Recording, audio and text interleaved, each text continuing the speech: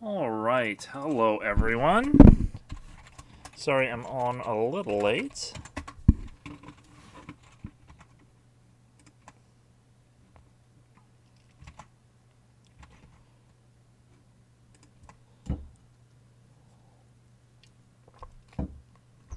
Family dinner ran a little bit late, so I'm just on here a couple minutes past my start time, but hopefully you are all not waiting too terribly long.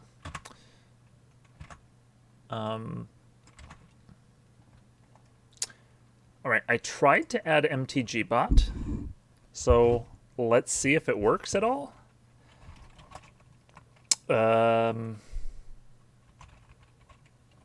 So what sort of commands can you use? Card dissolve.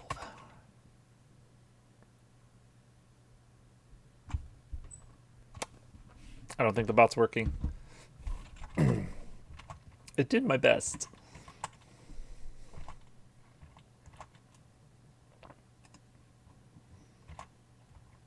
Hey, Mike Moose, how's it going?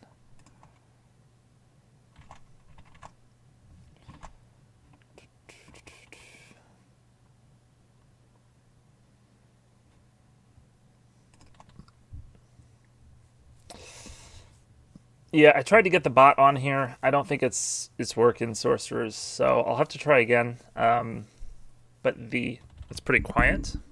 It's weird.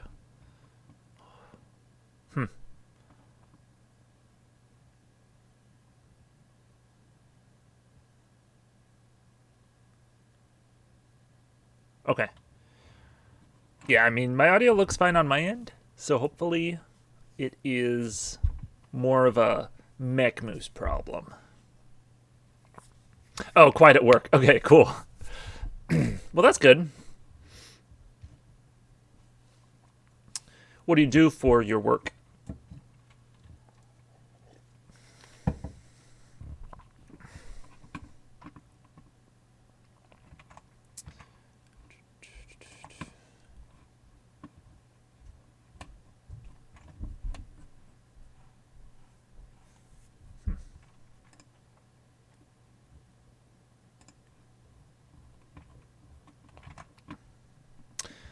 All right, so here's the plan.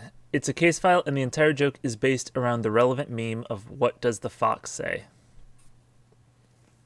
Currently traffic control. Set up a bunch of lights and signs, and they're just on auto for now. Nice. Okay. That's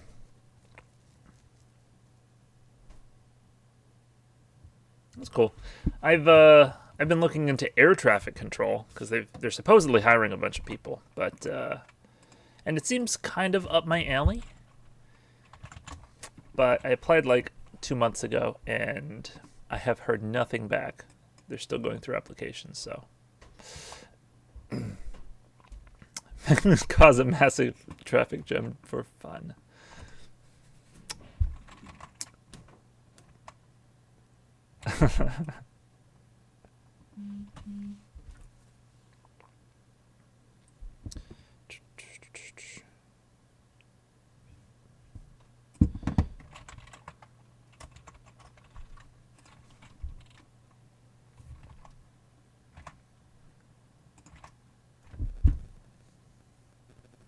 Just blame it on COVID. Yeah, I don't know about that. Okay. I know that I've been pretty lenient with the sorts of case files we've been designing, but I think I'm going to draw the line at the "What does the fox say" meme. I have a set for memes and other intellectual properties. We could put it in there, but not here. But there does seem to be quite a bit in the Discord to look over for this week. So, Cyber5, last time Cyber5 suggested a replacement sort of theme for the mutants, where as they enter, you choose one of two creatures for it to become, and I kind of liked it better. So, maybe we should go about replacing those. Oh, this is totally unrelated, but have you seen that Cajun is going to be putting out an adventure slash planeswalker frame? I have not seen that. Oh my goodness. I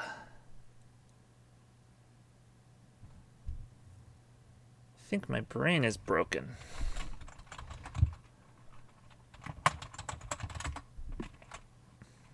Yeah, I was right. The adventure in the past has been on the left side, but I guess also generally loyalty abilities are on the left side, so I don't know. I think I would still probably try and put the adventure on the left side of the planeswalker and just put loyalty abilities like in the middle-ish. That's also not an adventure, it's a tale. Yeah, I did see that. I don't know what that means. Oh, I guess in the same way the classes flip the saga frame. Oh, do they? You're right, they do. You know, I hadn't even thought about that.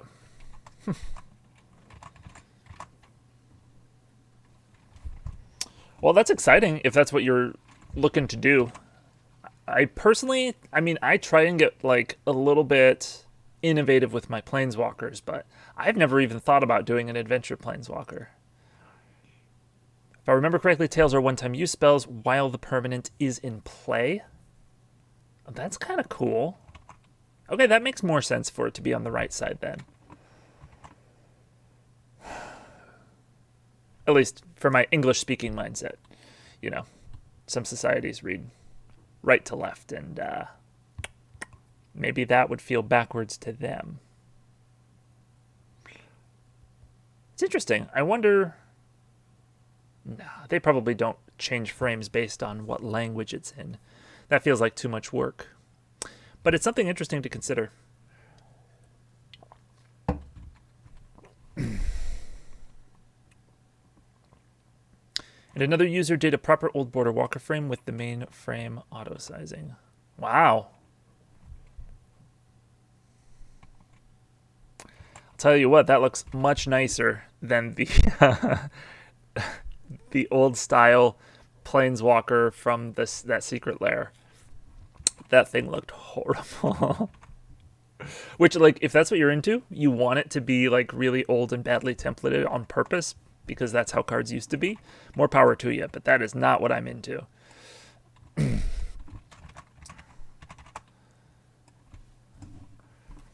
All right. So...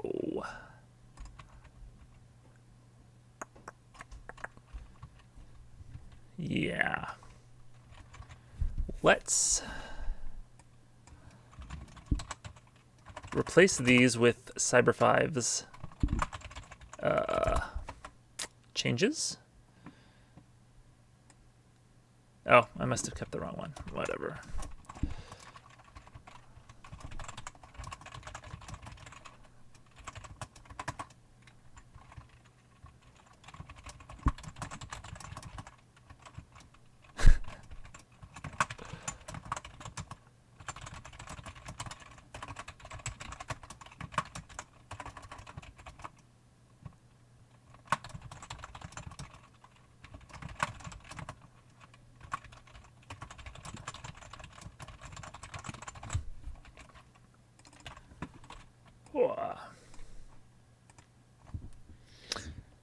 Someone brought up that these can't be 0/0s before.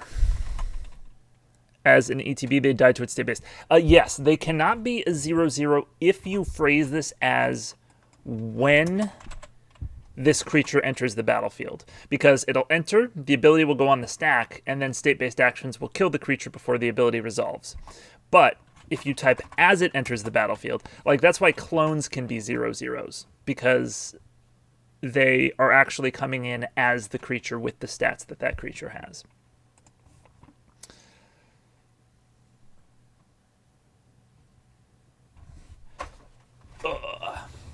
This is what you want to use. Okay. So you're saying instead of giving it the modes, here we would just list it out all in one line. I mean, that would save some space. I feel like templating wise, either one could work. So the question is, which one would we prefer? I think, obviously, there's a case to be made for the Primal Clay version, but I also think that it could be good to do this version with the different bullet points. Sorry, my camera's a little high here. There we go. Because we're going to have a bunch of these creatures. And so once you've read the as this enters the battlefield, choose one 20 times, because you've played these cards over and over, it becomes easy to just look, here's the two options. 1/2 mutant bird, 3/3 mutant turtle. It helps you easily skip exactly to where you need to look to see what this version of the card does.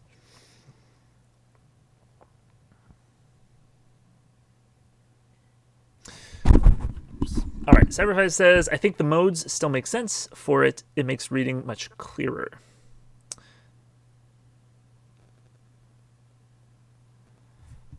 This set will be a rules nightmare with blackened skies, but who cares? I am not designing around any other set that exists. Obviously, you know, there's some give and take there. You want your set to still be well designed enough to, you know, you want the templating to make sense in most cases, most sets that it could interact with, but yeah, just designing around a specific other custom set doesn't make much sense. As long as it's only 2 different choices, the modes is a lot clearer to read, a lot more new player friendly too. More than 2 modes might get wordy though. We could try and simplify it even more.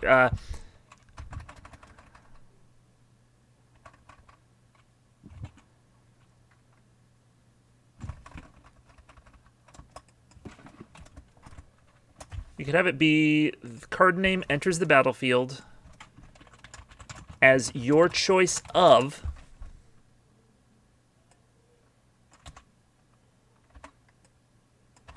I don't know if this templating makes much grammatical sense, but it does. It is a bit more concise. We might be able to tweak it if this is a little off. You can also clearly indicate which creature you choose with it, since you can set a die on the mode. Yes, that is a good point. Should put an A in front of both of them. I thought maybe. All right.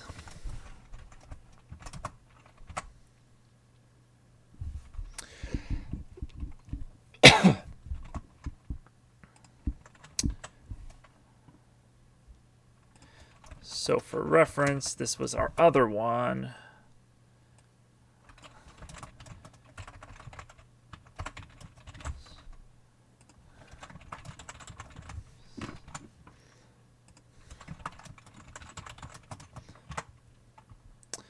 That seems weird in terms of formatting. Put A where Wind and Wave said. Your choice of A.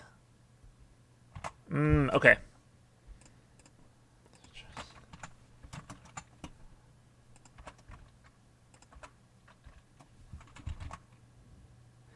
I was lucidly thinking maybe you can choose between different amounts of +1/+1 counters.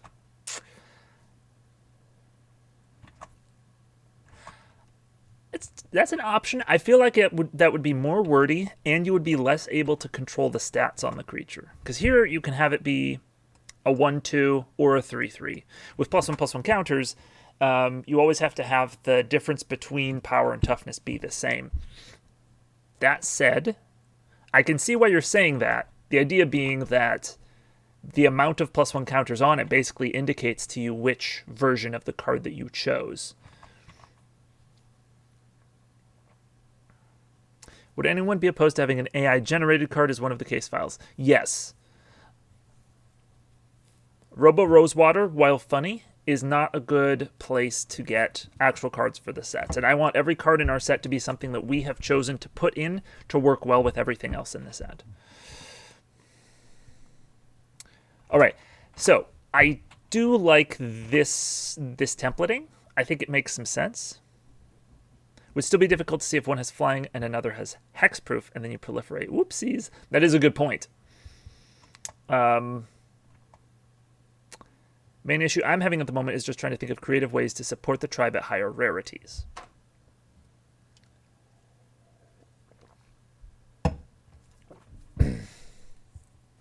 Yeah, I mean,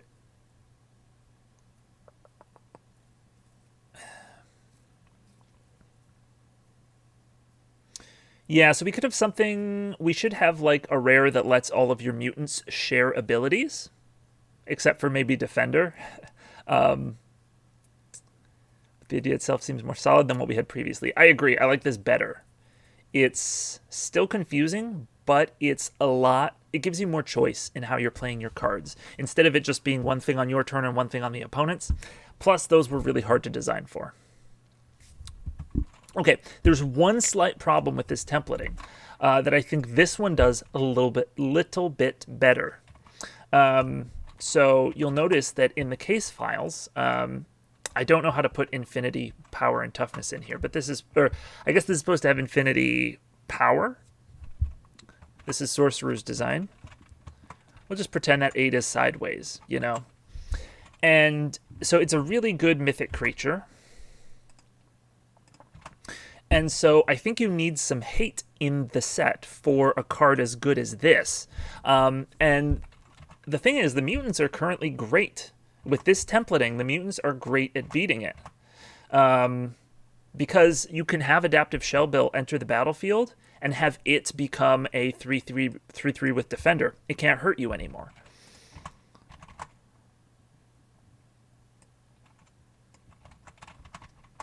I apologize. That joke was pretty bad. There we go. Thank you for the infinity symbol. That was completely joking. I think this version's better. I mean, you can just see, like, 1, 2, 3, 4. This is currently 6 lines. This version is 5 lines. We've saved a line already. And it just looks nice and concise. Oh, it is an infinity. Sorry, I didn't actually look at it. I was just trying to make the joke.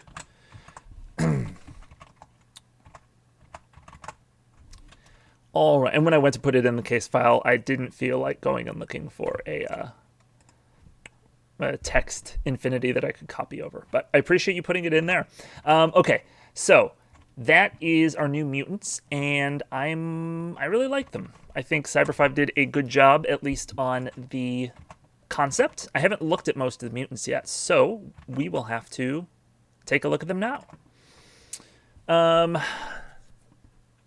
So these will be 0/0s.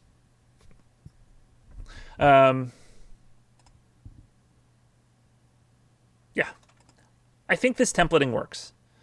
I always forget if you're supposed to put a space there or not.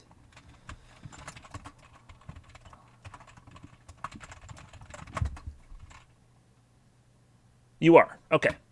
I am vindicated. Because I always feel like I'm supposed to. All right. So let's go to our other common mutant in blue. Invasive Octode. These are some good names, too. Actually, let's just copy the text here and then change it as needed.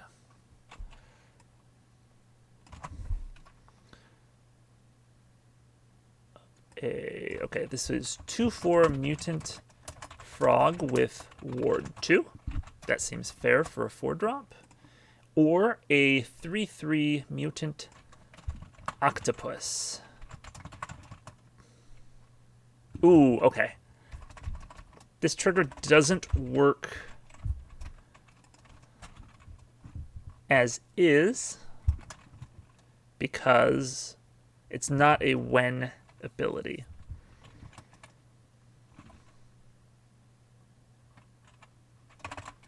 We could just say with, yeah, there we go. With when invasive octode ETB, tap target creature, it doesn't untap during its controller's next untap step. Okay, that's definitely red flagged for text.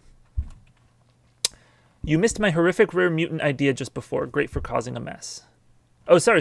Whenever a mutant enters the battlefield, copy it for each mode you didn't choose. That is a mess. That's kind of fun, though, you know? You just play, it's like a cheap enchantment or something, and then just all of your mutants, like, split into both versions of themselves. Oh, that's cool. I'm not sure if we can even make that work rules-wise. At least not to, like, force you to choose the opposite mode that you didn't already, but that would be cool.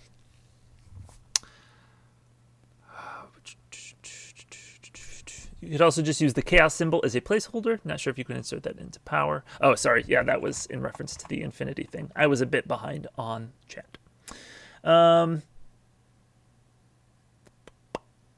Thanks. I did try at least making replacements for most mutant cards already in the set, so it can be a much more easy swap. Yes.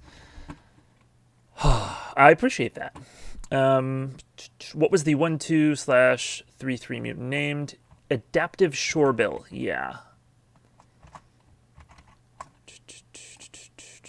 Oh, sorry. Shellbill. Shell being the turtle part and bill being the bird part. Octoad is a wonderful name for this one.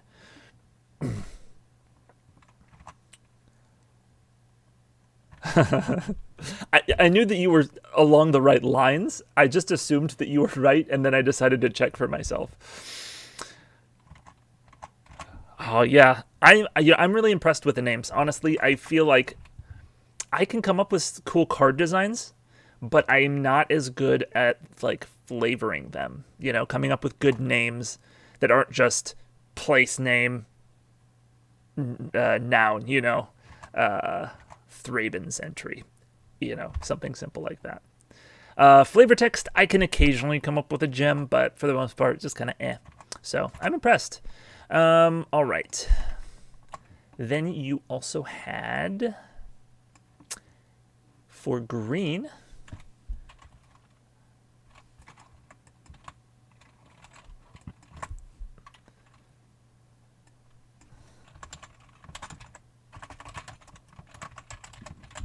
Acid Fang Ruminant enters the battlefield as your choice of a 1/2 mutant snake. Oh, this doesn't need to say creature, does it? Yeah, I don't think it does. So I probably need to... Oh my goodness, what is happening? Death touch. I probably need to go back and change all the other ones. 3/1 mutant antelope with vigilance.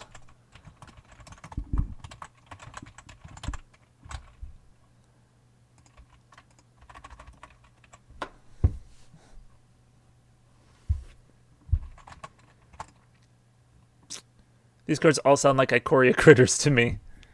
That's a good point. They sure do. Oh, okay. So you're framing this as like a level up creature.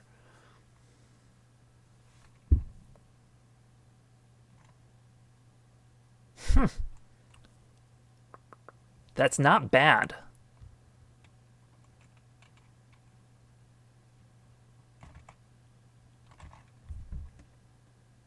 Primal Clay says creature on it. Oh, it does. Cool.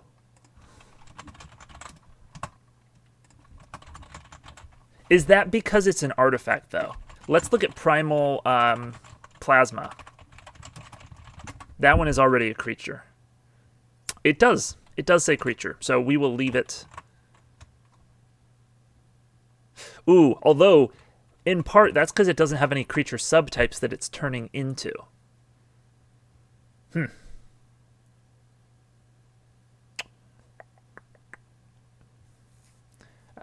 Okay. Flynn says, I like that design as well, but I feel like it doesn't fit as nicely into existent card design. Cyber5 says, I can get behind that formatting if you want to use it. Ooh.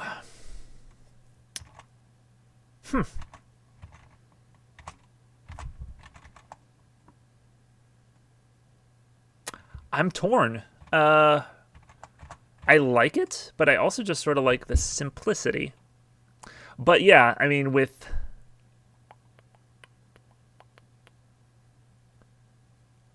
I guess with having the whole thing spelled out, form 1, form 2, and then you just put a counter on which, just like a tracker on whatever form it's on, to keep track of what you've chosen.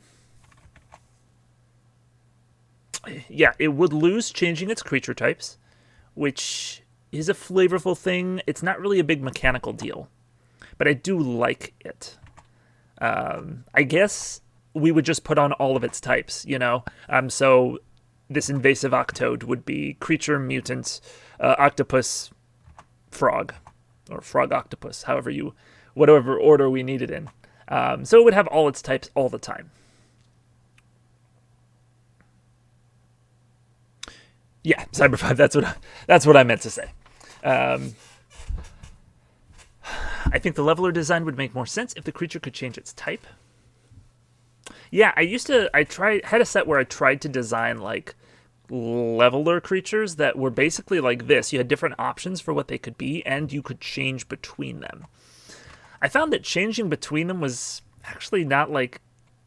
It was hard to design good cards. But just having it change when it comes in, that's a cool idea, so... Creature type perform is basically something I added to make telling what form it was easier with the normal format. Makes sense. Okay, so it sounds like Sorcerer's probably voting for the frame change. Flynn was against it. Cyber5 said they're on board. I don't know if that was like enthusiastically on board or just like either way could work. I'm sort of in the middle. I think either way could work. I have created enchantments that switch between modes every other turn using this kind of leveler design before. Still a little finicky. Changing every turn. That could be interesting for enchantments. Or I guess even for creatures, but I feel like it could be more frustrating with creatures if, it's not what you need it to be when you need it to be. But like in Midnight Hunt, they have the tome that changes sides every time you use it. So first you draw a card with it, then you can tap down a creature with it. Flips back and forth every time you use it. Not every turn, but still, that's pretty similar, and I like that card a lot. The other frame makes it almost another new mechanic. Yes, and we do technically have room for another mechanic if we wanted to. So I don't think that's a huge barrier. I'm fine with either form. We can just use this one for now to get the basic idea out, and we can sort out the formatting of it later. Okay, yeah. I agree. I agree to leave it, like as far as leaving it how it is right now. I don't think that changing the frame would be bad, but I'm not completely sold because I do just like how it looks here.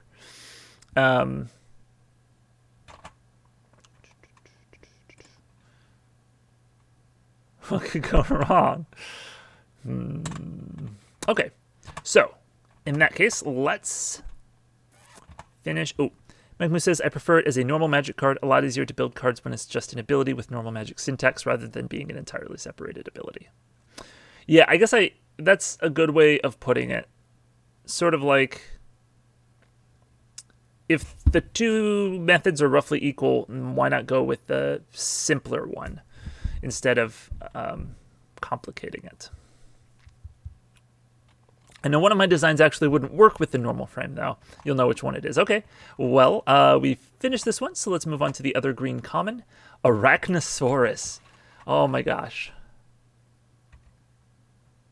I love it. Goodbye, Colossal Caterpillar.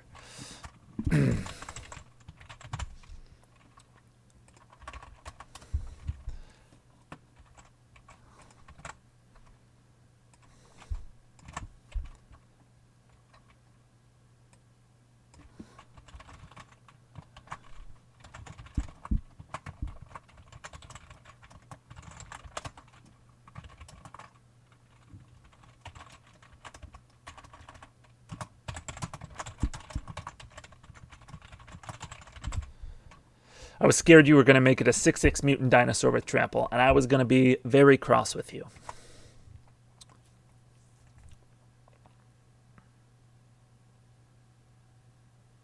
So used to streams having links disabled.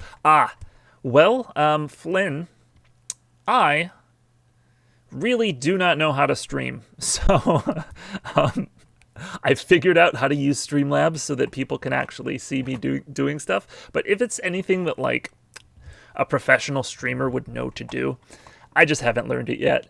So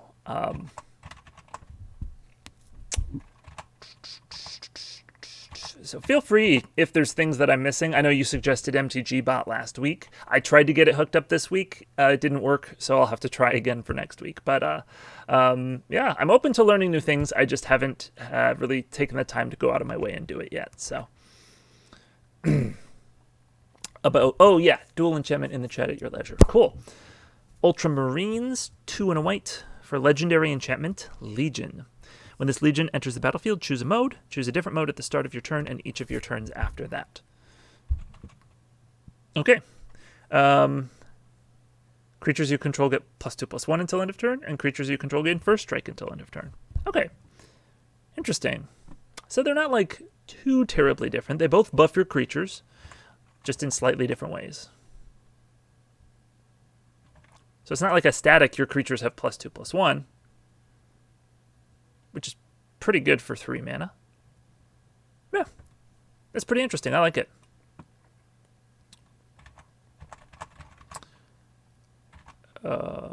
It's a split card, but for creatures. Oh, you're right. This effectively is just split cards for creatures.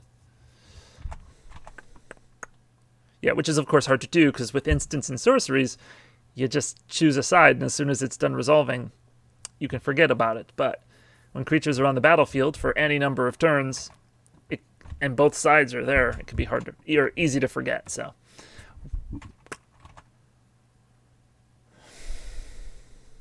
the current mutants' abilities work well with the Khans versus Dragon style enchantments. Yeah, they're pretty similar.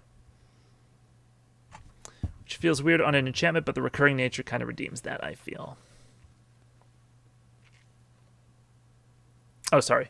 That was in reference to, but it's every turn I wanted the card to be aggressive, hence the end of turn limitation. Right. It's not static +2/+1, it's until end of turn. Right, I forgot that.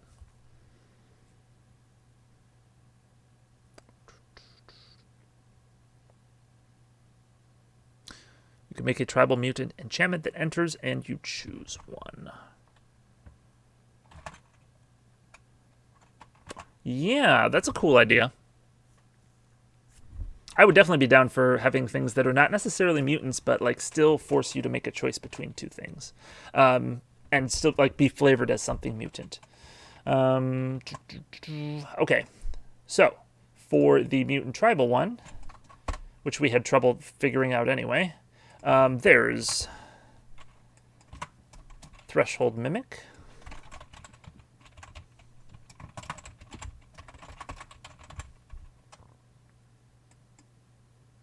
Enters the battlefield as your choice of 3/2 mutant warrior with other mutants you control. Get +1/+0 and have trample.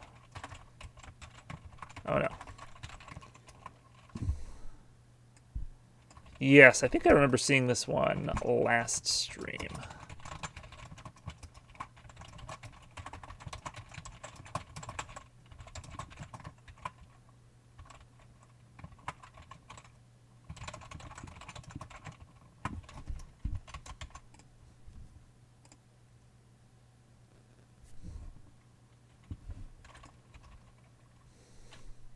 Excellent. All right, now we got a blue rare here. Let's just delete that.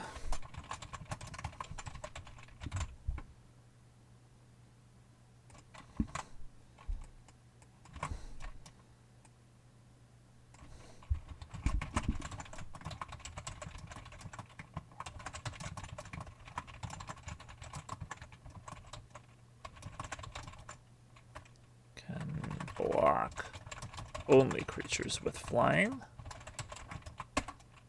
or Ah, this is the one.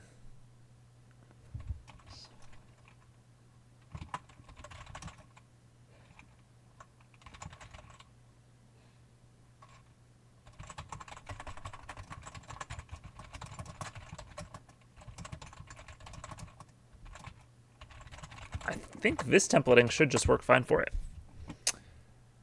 All right, I know if we were to make instants and sorceries relating to the mutant tribe, I was thinking of flavorfully making the modal 2. Excellent. Yeah, we do have one modal one, like modal instant, but it's black, mono black, so I don't think it's really flavored that way, but it's still a good one, so I want to keep it. All right. I like the idea of mutant warriors and wizards. Yeah, most of these are like mutated, just like wildlife. But it's interesting if they're warriors, because clearly, like, were they human? Probably. It's like zombies, you know? Every creature type that is not a human, you tack that on to their zombies. So, you know, you have like a bird zombie. But any human zombies do not have the human creature type. They're just zombies.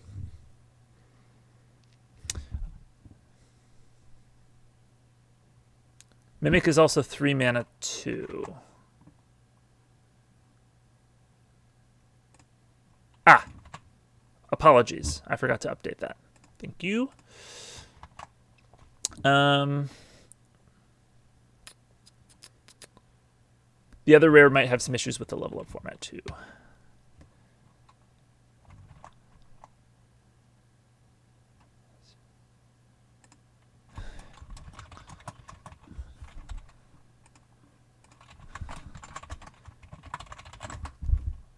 Clone, copy of any, yep. It says any creature on the battlefield.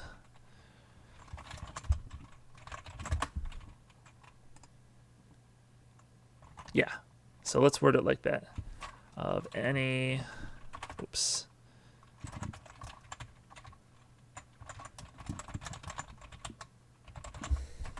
That's a cool design.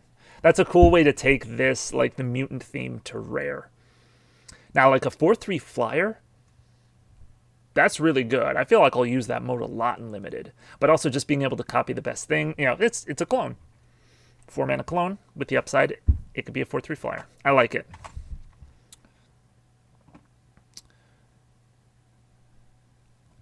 Okay, mutant needs to be capitalized. Okay. If a spell or ability would cause you to choose between 2 or more modes, you may use each mode instead. No. Stop it.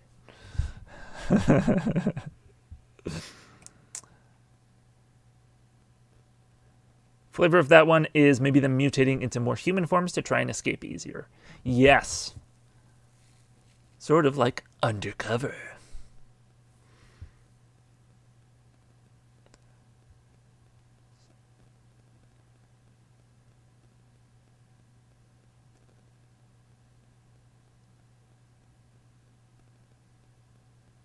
You also have 2 A's in the second. Oh, thank you. Yep. Good catch. I think, yeah, these come with a space, and I always add another one. Okay. That kind of card exists in Hearthstone, and result is they combine both modes into a big creature. Is that the magnet ability you were talking about last week?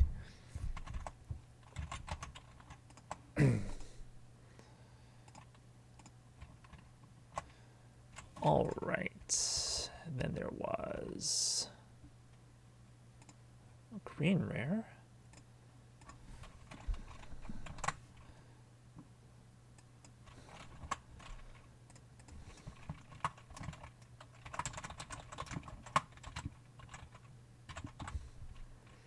Okay, and this one is the one that gives you several choices. I like that.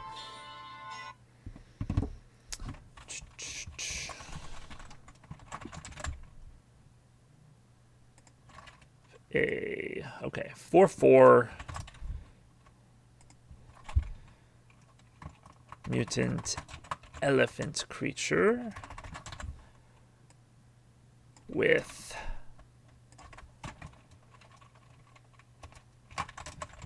when this creature ETB. It fights target creature you don't control. Oh my goodness, this is going to be so many lines of text. There we go. 4/6 mutant ape with when this creature ETB, destroy target artifact or enchantment.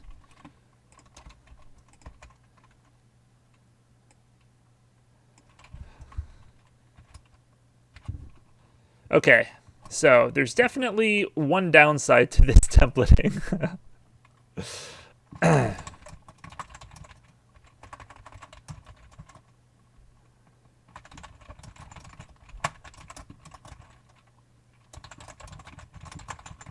Oh my goodness. 1, 2, 3, 4, 5, 6, 7, 8, 9, 10. It's only 10 lines of text.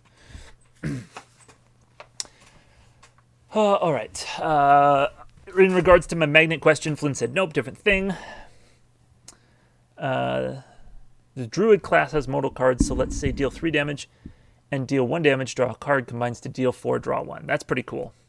Yeah, and on spells, that feels like it could work pretty well. On creatures, I don't know how you... I guess you said they just sort of combine, but I feel like that's a lot easier to do digitally. Sorry, MacMoose, I did miss your enchantment idea. I will try and get to that next. I was just trying to get through the list of mutants that Cyber 5 had proposed. Hate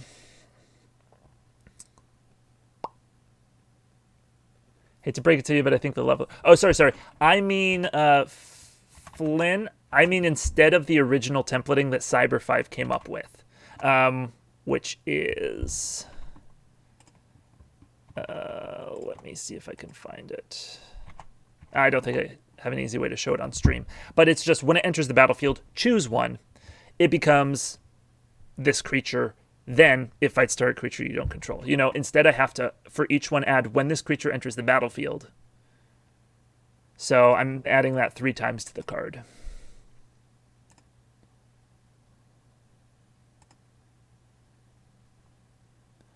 I could see about... Because, like, this is just a wall of text. Okay,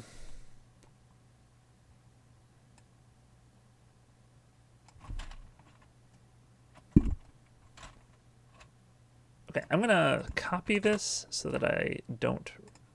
If I want to go back to the old version, I can. All right.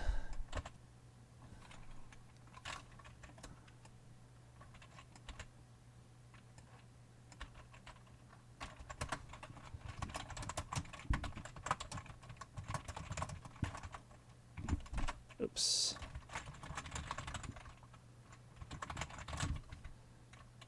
If it's an elephant, it fights target creature you don't control. If it's an ape, what did we say?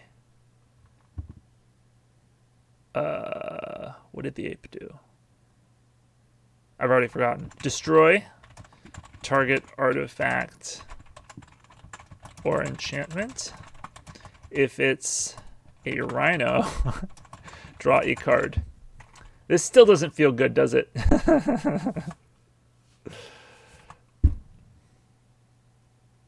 We can choose abilities that fit better into it later if you want.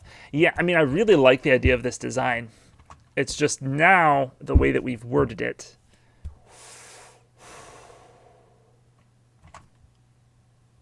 it's taken up a lot of space.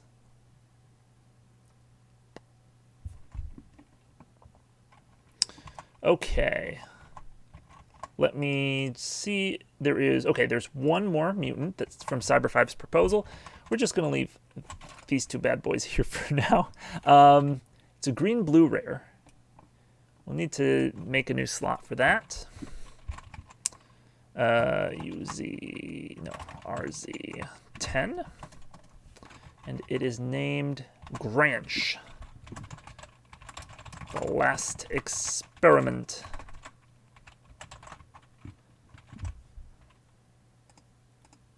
It's a legendary creature with flying and trample.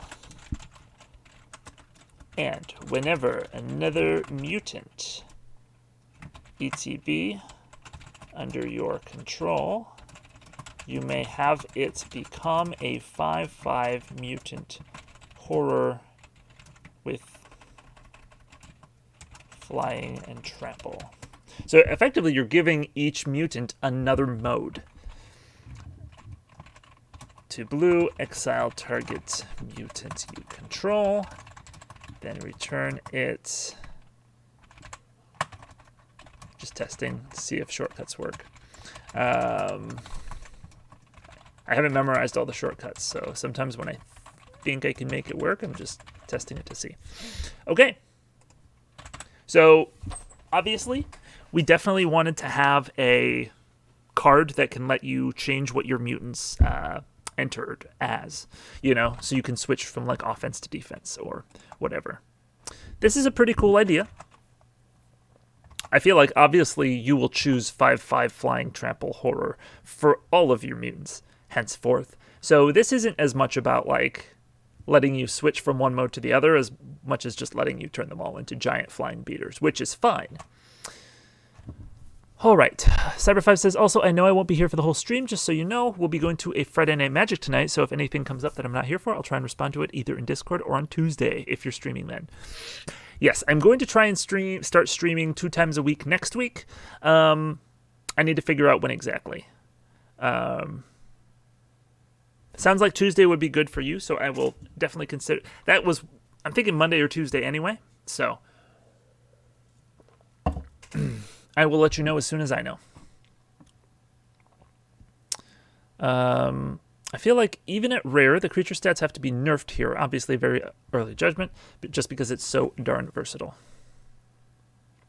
You're fine on either day. Cool. Yeah. I can't do Wednesday because that's my D&D night. Unless I were going to stream in the morning. If that would work for some people. But I assume everybody's probably working then. Or asleep. I know we have some viewers where my morning is not a good time for them. Okay, is there actually a single MTG player who doesn't play D&D? I mean, probably. I mean, they're very similar.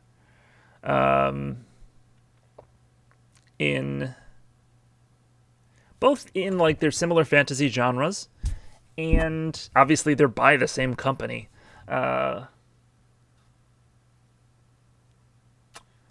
Just I feel like Magic is a lot more mathy, and D&D is more open-ended and creative. And that's not fair. You can be creative and you know, inventive in Magic too. So I guess they both have both aspects of it going on, so they're kind of similar games.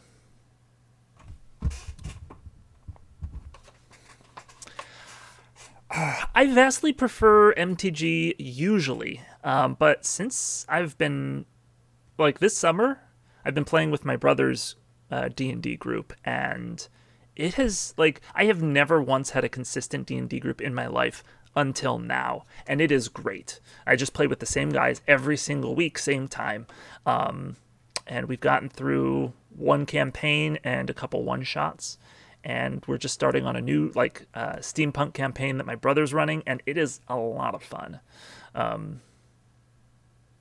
At this point, I'm enjoying it more than Magic simply because I can't play Magic in person because there aren't any stores open where I can do that near me.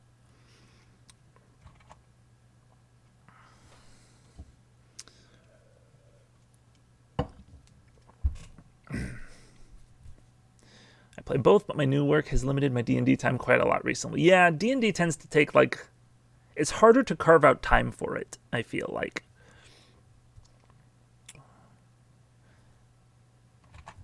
Mutant horrors are with flying and trample. Oh, thank you. I do feel like we could cheapen it. I mean, we could cheapen it by a lot. You know, we could make it much smaller. And then they'll become 3/3s.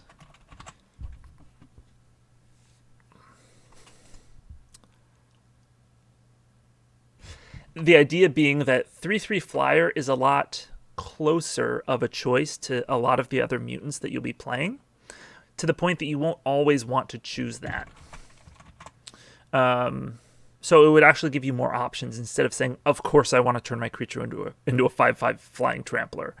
Why would I not? There are no modes on any other mutants that are better than that, probably.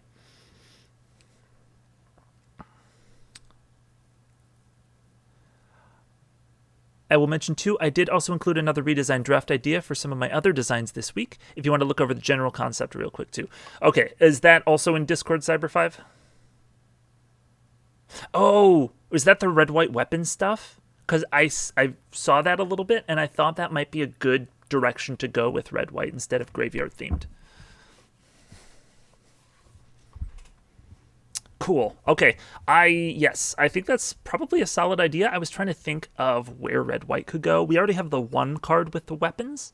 So, and it feels like red-white is the organization field agent archetype, and they would be equipping themselves with all these, you know, all these weapons to go out and fight monsters. So I feel like that would make sense. Okay, I mentioned it before, but I don't know if it's actually possible, but does making the choice on a cast trigger work with Magic rules?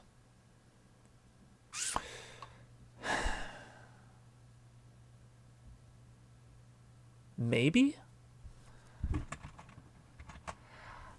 Yeah, this could say another target mutant if we want to play it safe so it can't protect itself.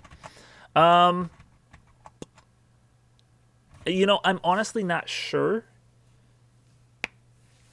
It seems like that gray area, you know, where for like a long time you couldn't have a spell with X in the cost. You couldn't have a permanent with X in the cost that had like an ETB effect dependent on X. Because the permanent couldn't remember the X that you put into the spell. And then they just did it anyway with Gadwick in Throne of Eldraine, and just like slightly tweaked the rule to allow it. And it's like, it's perfectly fine now. Even though that was a concept I had tried a few times over the years, and people are like, you can't do that. I was like, well, it seems like you should be able to. So even if the current rules don't allow it, it may be a small enough change that I think it would be okay anyway.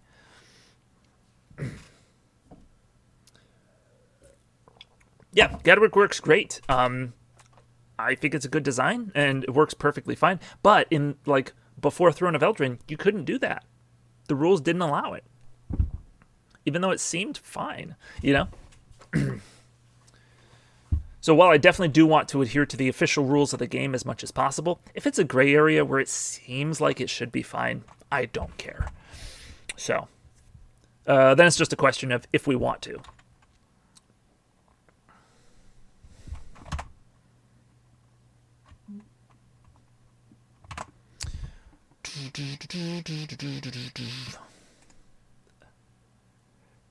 Okay, Cyber5, what do you think of me changing Granch to be a lot smaller? Because obviously, I mean, we don't have to make him small, but I think the idea was that the other mutants are turning basically into copies of him. So I was thinking it might be cool if their new mode is smaller, to make it more of a choice between the other things they could be. What do you think?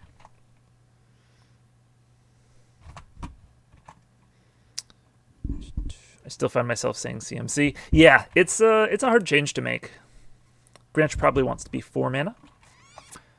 I mean, 3/3 Flying Trample for 3 is already solid by itself. This has a lot more upside. Only with mutants, to be fair.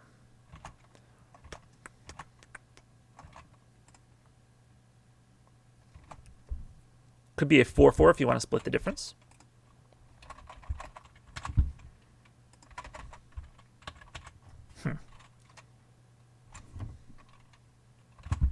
About 4/3. That way, sometimes it may be punching down, which makes the trample more relevant. Lets you reduce the cost a little bit and makes it, again, more of an option. I think trample feels pretty bad on a 3-power creature. That's reasonable. You'd want more Stompy. At the moment, it's more like Granch the Last Cutler. Fair enough. 3/3 trample seems fine in this set because of undercover, but the flying makes that entirely irrelevant. It's a good point.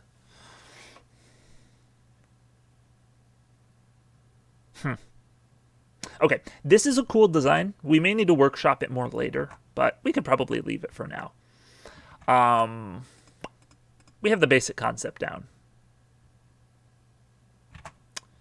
And then before we go any farther, I want to get to Mekmoose's Mutant Enchantment. So let me go see if I can find that suggestion. La la la. Do, do, do, do, do. Here we go. Found it. And you suggested... You didn't suggest a color. Let's see. Creatures you control enter the battlefield with a +1 counter, and creatures you control have ward 1. It could be either green or blue. Probably a bit more green. Yeah. Okay.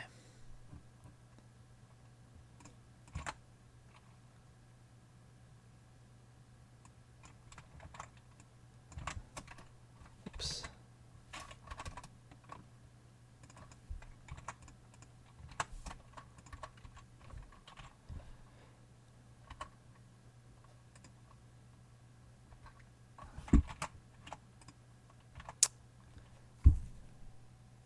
Either or both. I wasn't sure. Fair enough. It definitely feels like it could fit in either color. I think green might be slightly better just because +1/+1 counters, or like any color can do them. Green does them a bit more. So, hello, Gunblade. Glad you could make it.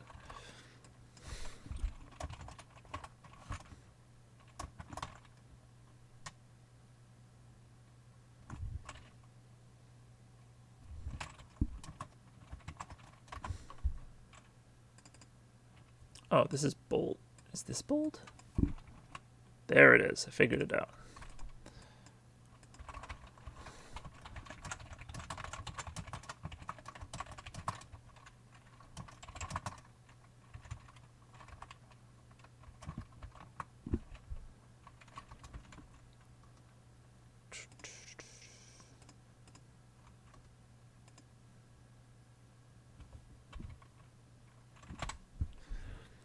It should probably mimic the mutants if that's the vibe we're going for, which is the idea. In response to Flynn's asking if it should be an ETB effect. Yeah, I think it should probably be work exactly the same as long as the templating works. The wording does seem weird for an enchantment, because with the creatures, they're actually changing their type and power and toughness, as well as potential abilities. With this, it's just changing like which abilities it gets.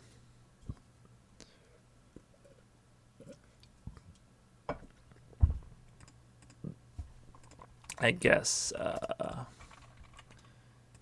need to do that. I could just do some chopping. Oh, you're right. It does not say.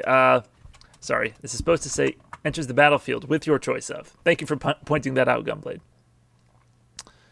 What if it does change mode, but one is an enchantment and the other is an artifact?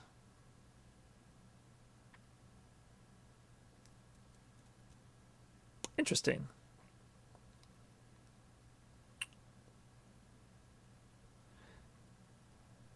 Well, the creatures only have the enter as because it stops them from dying, which enchantments don't do, but if you want the set to be consistent, there's nothing wrong with it. That's a good point. Doesn't have to.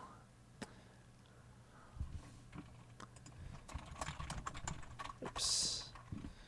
Each creature you control enters the battlefield with a +1/+1 counter on it.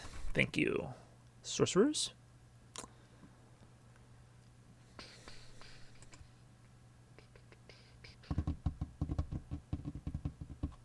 Ah, with an additional. Thank you.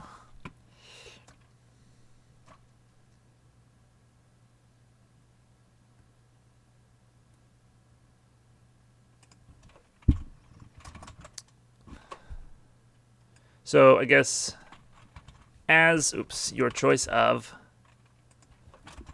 an enchantment with each creature you control enters the battlefield with an additional +1/+1 counter on it, or an artifact with creatures you control have ward 1.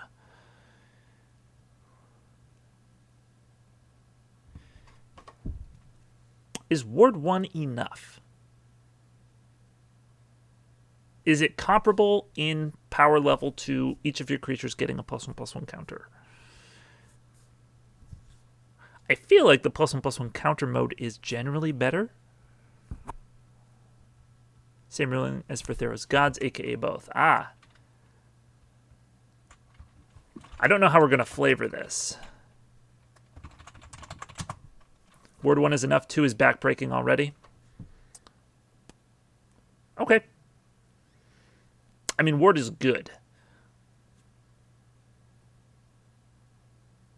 I just, in a normal game of Limited, how often is it going to come up? Again, I tend to think about just Limited. I know Constructed is a thing too, and in Constructed you have a lot more interaction. I thought Ward 2 was a little too good compared to a single counter. Fair enough. Ward 1 stacks up across 5 or 6 creatures. And I guess it stacks with itself, so, if you wanted to play multiple of these, make your stuff impossible. This is already kind of similar to our dual-colored Uncommon 2. Oh, that's a good point. Our Signpost Uncommon is... This guy enters as a 3/2 mutant that gives your other mutants +1 power and trample, or a 2/3 mutant that gives your other mutants +0/+1 and ward 1. So that's a good point. This is a little similar.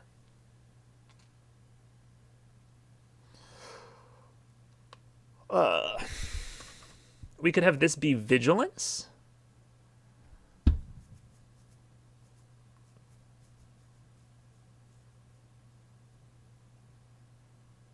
I don't see this as a huge issue. Sweet synergies if you can assemble both.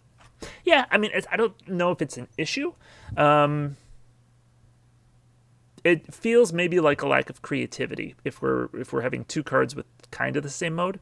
To be fair, the enchantment does give ward to all creatures, whereas this is specifically for mutants.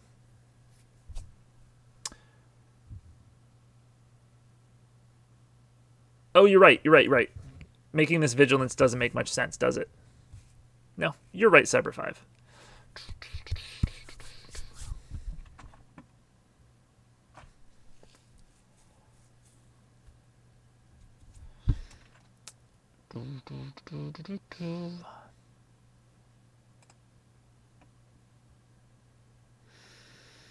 Now I've lost it. There it is. Okay. Okay, what if the artifact mode of the other card gives your creatures tap, add green? Ooh.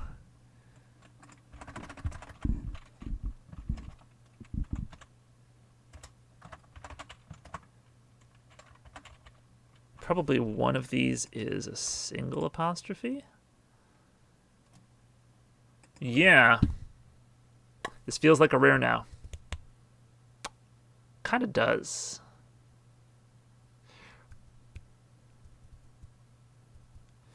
That feels way more of an enchantment, though. I agree. It does feel like an enchantment. We could give up on the idea of it being like turning into one or the other, and we'll just go back to with your choice of. Oops. Each creature you control enters the battlefield with an additional +1/+1 counter, or creatures you control have tap, add green.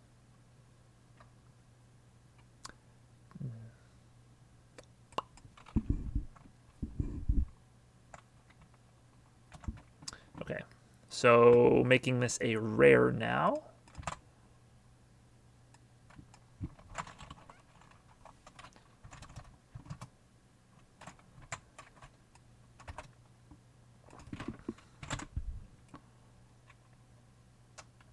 Alternatively, the artifact side has a tap ability of its own. Decent thought.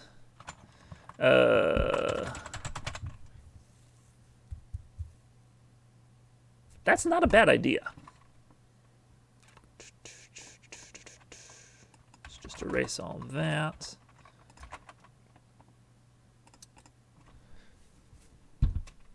So what ability would it have?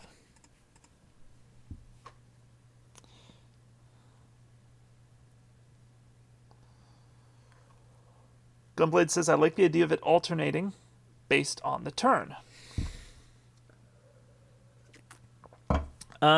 Yeah, we could have it be sort of like the tome or like our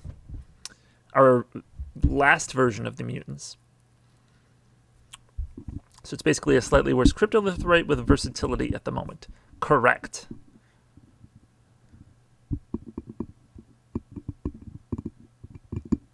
At 2 green, it could tap for 1 mana of any color.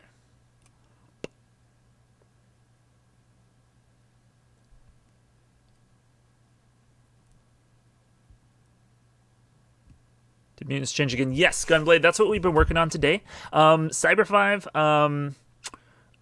didn't really like our last version, which is fair, and took it on themselves to upgrade our mutants. So now they look like this.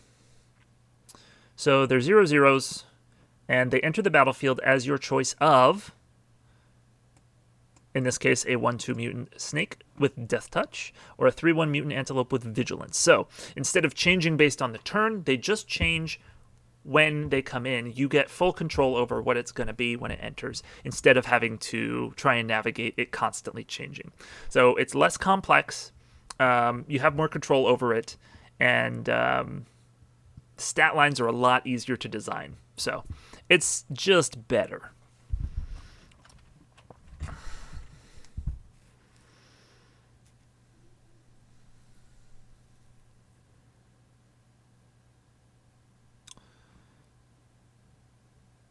You can make the enchantment a case file and make it a mutant tribal enchantment. Ooh.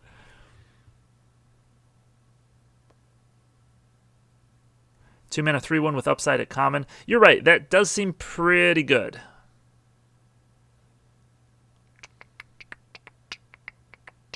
Maybe the Antelope version should be a 2/1 Vigilance.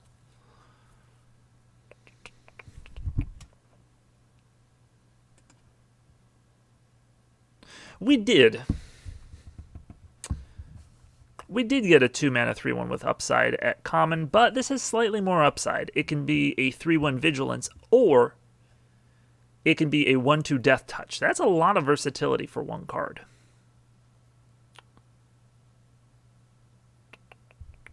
Whereas the Harvesttide Sentry is a 3/1 that can be only blocked by big stuff occasionally. I feel like the upside on this card is bigger.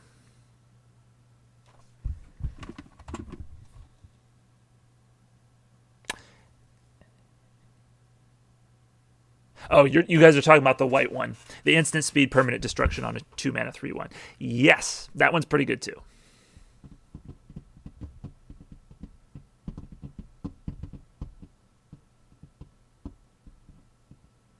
I think I do kind of agree with Gunblade that 3/1 Vigilance is kind of a lot for this.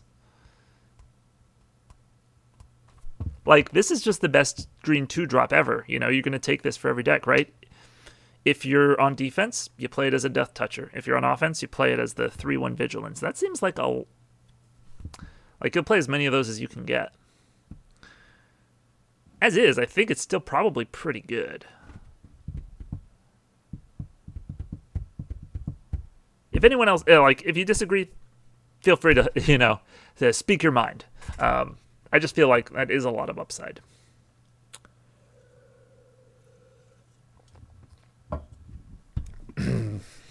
I was more focused on copying, like transcribing it all over, than on balancing it. So that is why I missed that the first time through.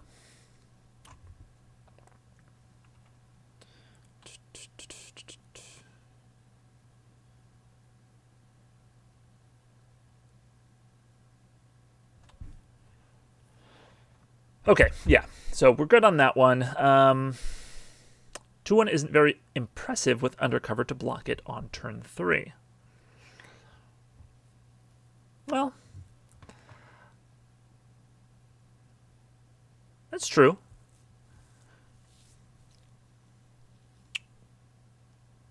To be fair, Cyber 5 did design these by taking our existing mutants and changing them to this version. So they didn't change like mana cost or anything. So like if we wanted, we could make this more powerful as a 3-drop, 3/1 with Vigilance, or 1/3 with Death Touch. That would beat Undercover on defense while still being packing a bit more of a punch on offense. Still wouldn't get through Undercover there, but I also think that, yes, while we do have Undercover in the set, and it is something that we want to be aware of, we can't just design every creature to beat Undercover, because that kind of defeats the point of Undercover.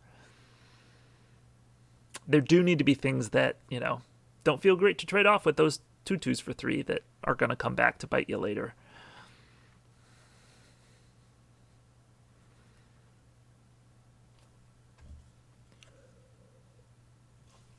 I'm going to get some more water. I'll be right back.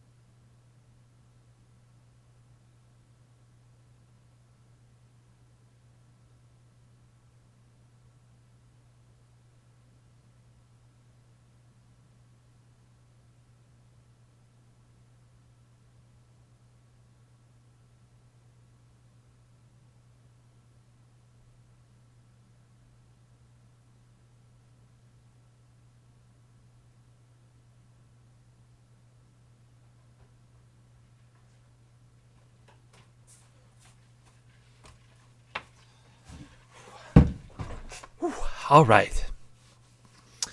See you, Cyber. Whew.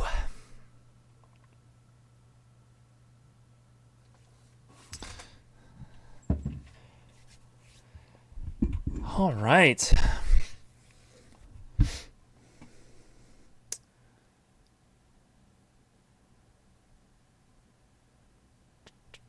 It seems fine now. I'd probably choose Death Touch most of the time, but Vigilance is great if your opponent is creature starved.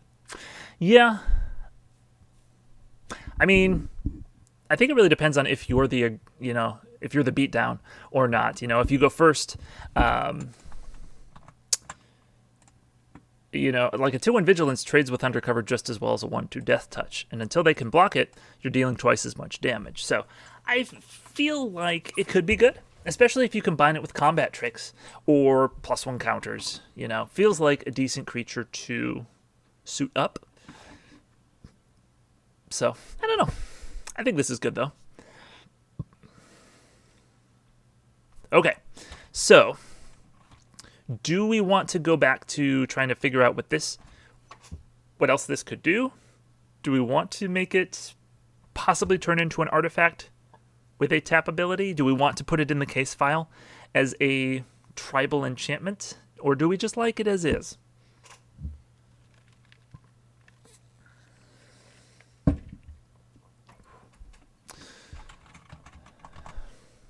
You didn't change it to 1 green after putting the stats back down.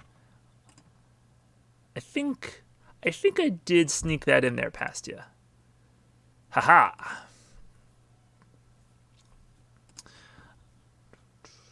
No, I did leave it that way. I did leave it as 3. I forgot to originally. So you're not wrong.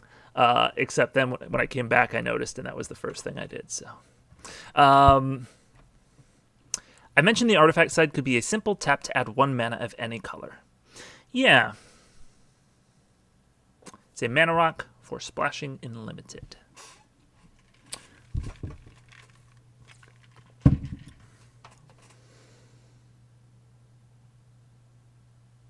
It's not bad.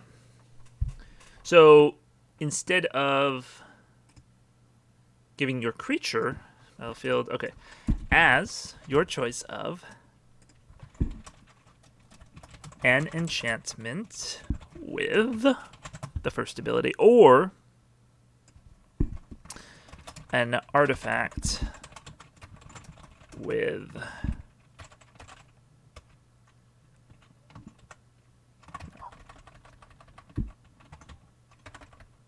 which was the tap add any? 10? I've forgotten already. Tam? Haha, I figured it out.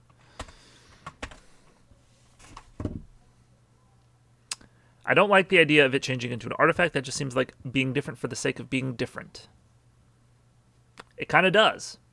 You could justify it with a tap ability like this, but do we really need a card that does this? Even if we do justify it, is it really needed?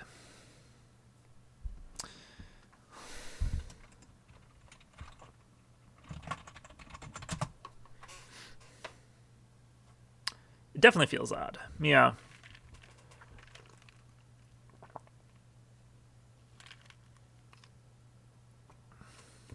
I'm also not sold on it turning into an artifact.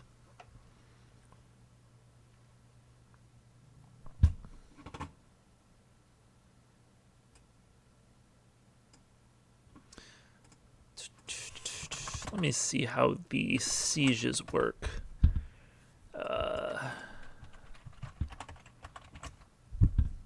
Just as far as... Okay, so it's as it enters the battlefield, choose one or the other. Okay. Or do another cursed mirror, but in green.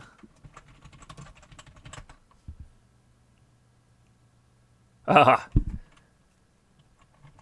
Yeah, cursed mirror is a cool card. From recent experiences, limited formats seem more fun with a bit of mana fixing here and there. I agree. I find that if you want to make a limited experience better, like as far as mana fixing goes, rare's not the place to put it, you know? When I open up a limited pack and my rare is a dual land, I get a little irritated. It's like I could have had a good rare, you know? And it's not that dual lands aren't good. It's just that they're not bombs that are going to win you the game, you know? I can get mana fixing at common or uncommon, so why would I want to spend my rare on it? That pumpkin in the new set is so useful. Yeah, I mean, I'm pretty impressed with the mana fixing. Like, even the Scarecrow's good. You know, there's so much stuff to hit in the graveyard. Crossroad Candle Guide or whatever. You know, it's a 3/4 for 4. Fixes your mana. and shoot something out of their graveyard. I'm pretty impressed with those the colorless fixing commons. Yeah, but the dual land at rare is because it makes WotC money. Yes, 100%, which is why I don't really put dual lands at rare in my sets. It doesn't make much sense because it's not good from a mechanical perspective. It's just good from a money perspective. I get that they have to do that, but I do not. So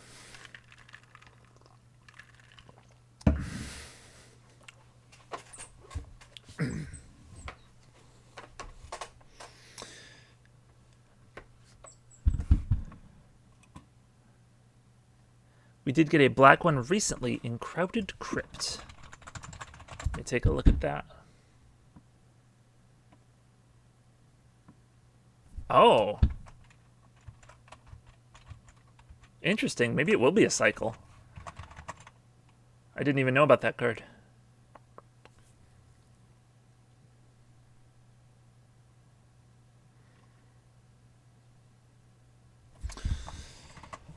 Whew, all right. Well, I think we've spent enough time on this card. I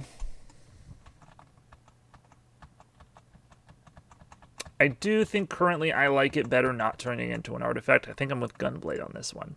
So we can come back to it later, but for now, I think I'd like to leave it as this version.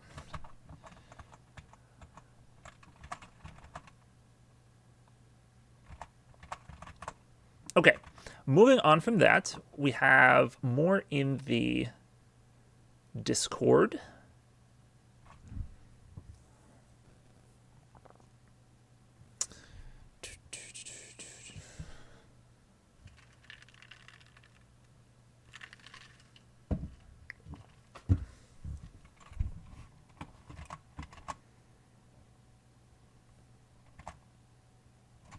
Even the MH2 artifact lands are indestructible, yeah. And they're at common. Yeah. I agree. There's a lot of room for, like, there's really no reason why most of these rare lands, mechanically, need to be rares. So, not a huge fan, but they got to make their money, or else the game will, I don't know, only do slightly better than last year instead of overwhelmingly. Okay, moving on.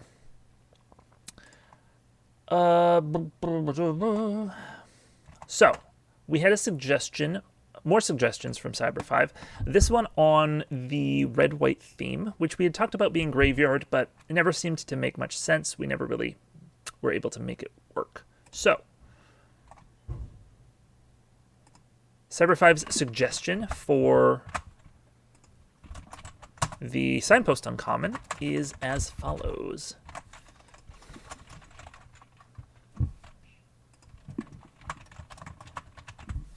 Human Rogue, Arm Smuggler, red-white. Flavorfully feels a bit off, but that's fine. One less to cast. And then 2 tap, create a weapon token. It's a colorless equipment artifact token with equip 1 and equipped creature gets +1/+0. This should be capitalized, and then there's some flavor text as well. All right. Yeah, it does seem weird that it makes weapon tokens that completely bypass the first line of text. It does a little bit, doesn't it?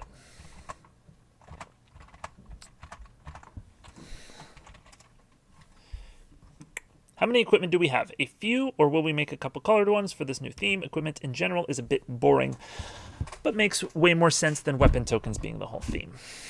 Let me see what we have in the way of equipment. If I can spell correctly.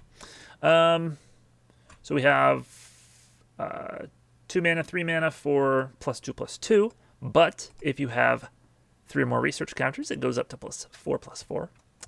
We have an equipment. Yes, it's effectively. Now, we designed this because white was going to be like a graveyard theme, so we can change this. But currently, it's basically a 4-mana, resurrection spell, reanimation spell. That it's an equipment, you attach a creature from the graveyard to it. The creature is indestructible, but if the equipment dies, so does the creature. It's actually a pretty cool design. I would be okay with keeping it. Yes, the white animate dead. That's this guy I've been going on about. We have another rare one that is all about research counters. If you have certain numbers, equipped creature gets certain abilities, which is pretty cool, but I mean, it's not really necessary. I don't know that we need like 2 rare white equipment.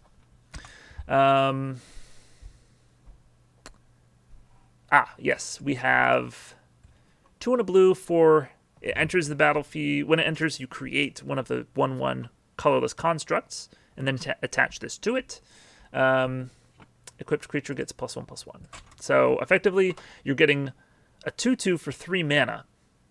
But then you can move that 1/1 around for just 1 mana, which is actually pretty decent at common. We have... Oh, hey, look, it's almost living weapon. Yeah. Isn't that just that white sword? I know what you're talking about. Heirloom Blade, I think. No. It's something different. I know which one you're talking about. Ancestral Blade. And the answer is, actually, yes. That's exactly the same, except it's 1 mana more.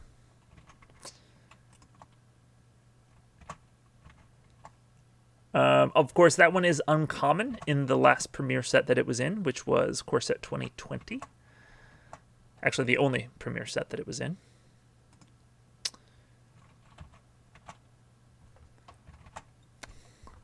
I thought you meant the one that turns into a 2/1. Oops. Where's it at? There we go.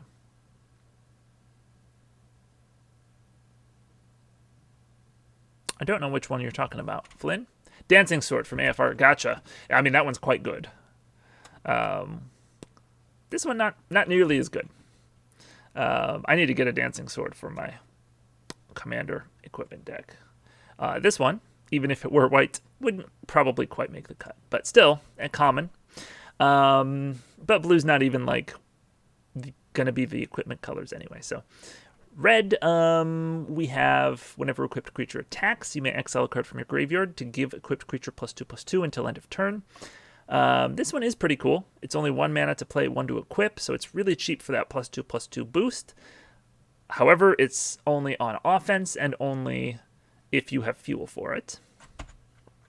And then we have this one, which is a weapon. Specifically, and it sacrifices to make 3 weapons, which we have a whole cycle of these commons that are themselves a token and sacrifice to give you 3 of those tokens. So currently we have definitely some equipment. Honestly, nothing that I feel super confidently about. Like, we could definitely change them all if we wanted.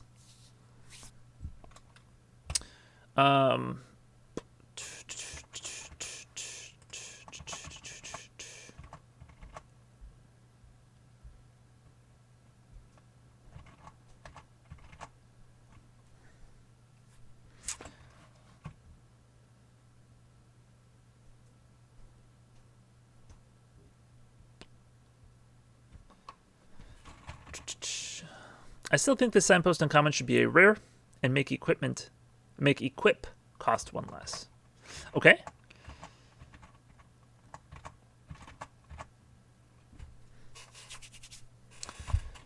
Now we currently haven't budgeted for gold rares in the main set, which, I mean, we put one in for mutants as well. So like we can make room if we need to, but that isn't in the budget that we have 10 gold rares. So we'll need to find space if we want to do that. And then, yeah, it looks like Cyber 5 created like 4 other cards that would go in this theme as well. 3 or 4.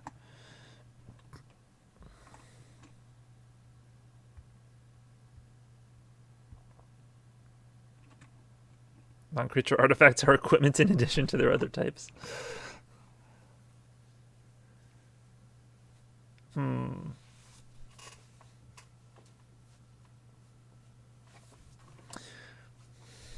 I feel like equipment theme in red-white is pretty, basic. It's been done a lot. So while I like the idea, is there a way that we could make this new and interesting?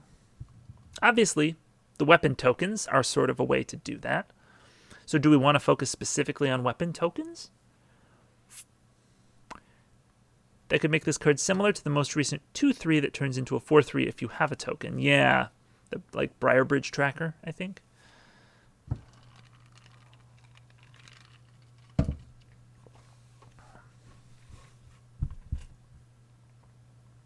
Okay, so you're saying rare, and instead of this, it would be equip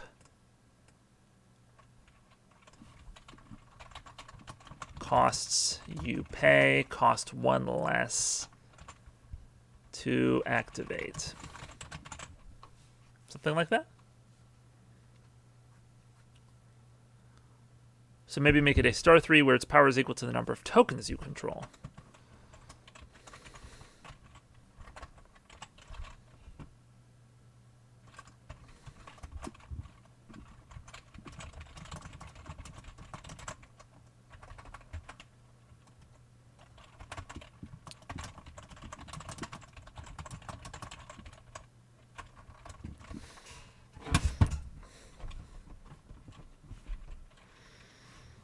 And then you are also saying 3 mana.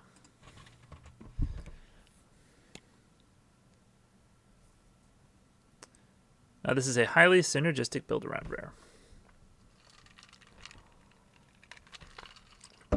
So it's giving itself power for each equipment that you have. Well, weapon, at least, that you have, plus some other stuff.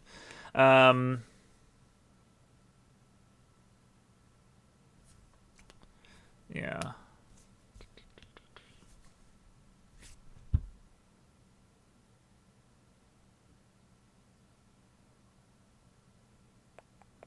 I don't know. Like, as a rare, it's fine. Interesting, even. I don't know if it's exciting. Maybe I just am being a bit nitpicky. Although, actually, looks like Cyber 5's suggestions did have a red-white rare in it. So let's take a look at that.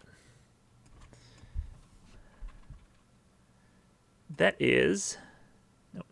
Plus... Jochen, Relentless Liberator.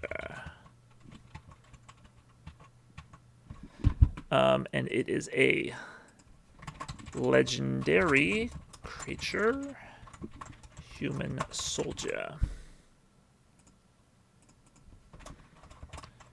When due to ETB, create a weapon token equipped to it. Whenever you attack with 3 or more equipped creatures, for the first time each turn, untap all equipped creatures you control. After this phase, there is an additional combat phase. And it's a 3/3. Well, I love the words additional combat phase.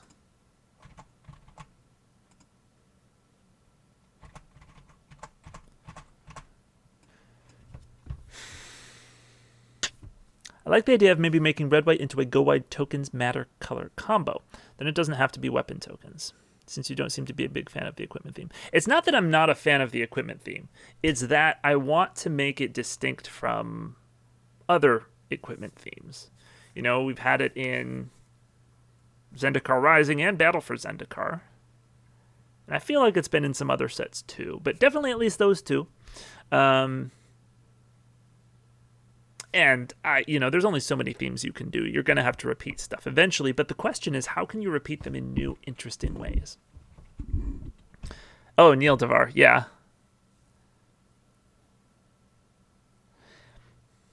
I wasn't a huge fan of focusing weapon tokens as an entire theme. While equipment has been done before, it's way more versatile and interesting than just tokens that give +1/+0. Perhaps it could be weapons that do something from the graveyard.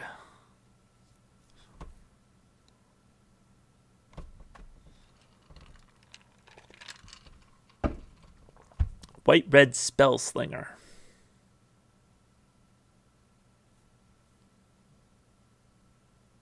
White-red Spellslinger. That could be cool.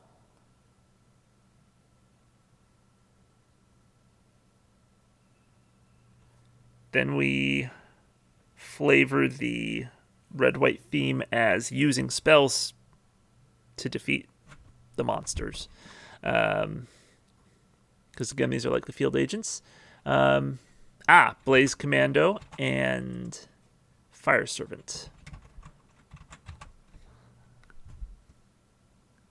To tie back into that graveyard theme for red-white, maybe a signpost uncommon that lets you equip from the graveyard. Okay, so there is precedent for red-white Spellslinger. Sunforger would be another good example of that.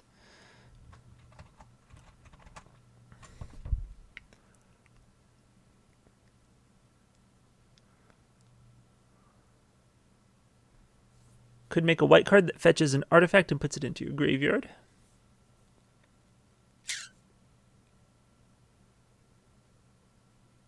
A card that gives your instants and sorceries lifelink would be a must as well. Okay, that would mean that we would need a lot of, or at least at lower rarities. You'd want to have access to, a bunch of spells that would be able to deal damage and therefore give you life back. So, in red, of course, you can have any amount to burn. There's generally a lot of red burn, but in white, it's a bit harder. So we might want like a Harm's Way effect. I really like Harm's Way. But we don't have to reprint that. We could do a different version of the same effect. Otherwise, for a white removal spell, we could have like deals this much damage to an attacking creature. Also, more recently, we got Rem Carolus. Ah, yes. More recently, like the last set. If a spell you would deal damage to an opponent or permanent an opponent controls, it deals that much +1. Yeah.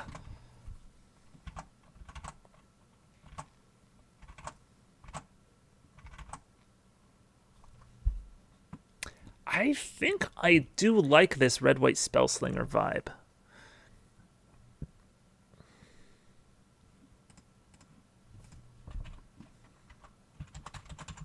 I have not really gotten to play red-white in Midnight Hunt yet, unfortunately. I don't know. People are like bashing it, but I've lost to it several times. Like if they just get the 3/3 haste trampler out that just puts a bunch of +1 counters on things, oh man. There's some good cards for that archetype. And yeah, Sacred Fire is great.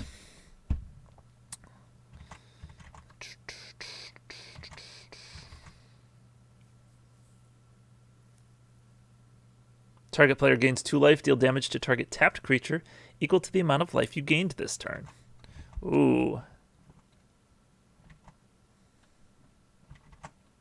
Okay, so that sounds like it would be like our uncommon. The red-white one.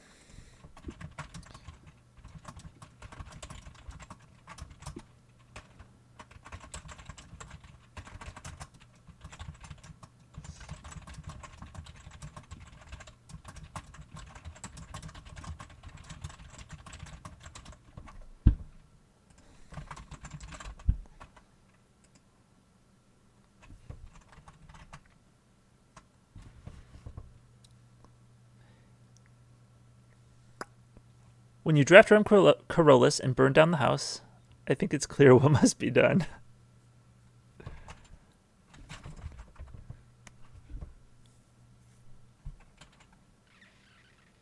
Yeah, Rem prevents all damage that its spells would deal to your stuff. That's pretty sweet. I like that. I made sure it worked with that black demon in case he sticks around too. I like that demon a lot. I do not want to cut him, so... Huh.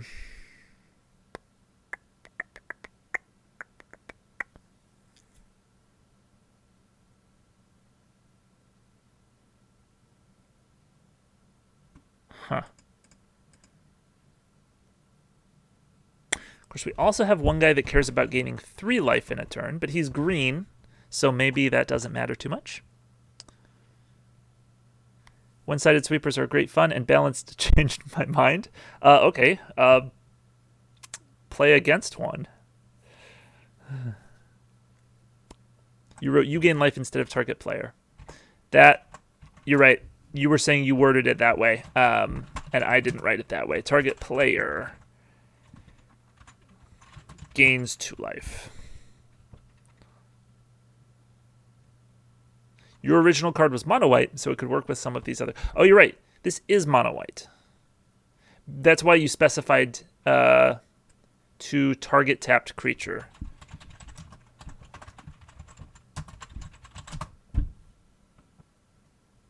Yeah, tapped creature makes it mono white, which is pretty good. Then it's a common.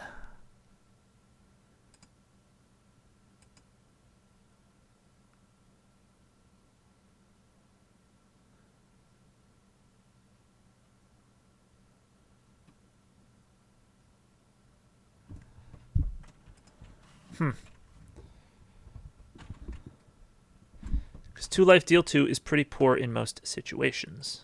Yeah, especially if it only hits tapped creatures. 1 mana seems fine for a common that does it. Most of the time it will gain 2 bolt and attacking creature for 2, which deals 1 undercover. That's a good point. Okay, so we could use this as some removal in white common.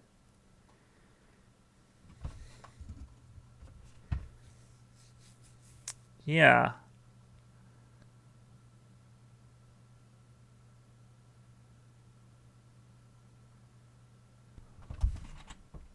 Okay, in that case, let's see where it would fit.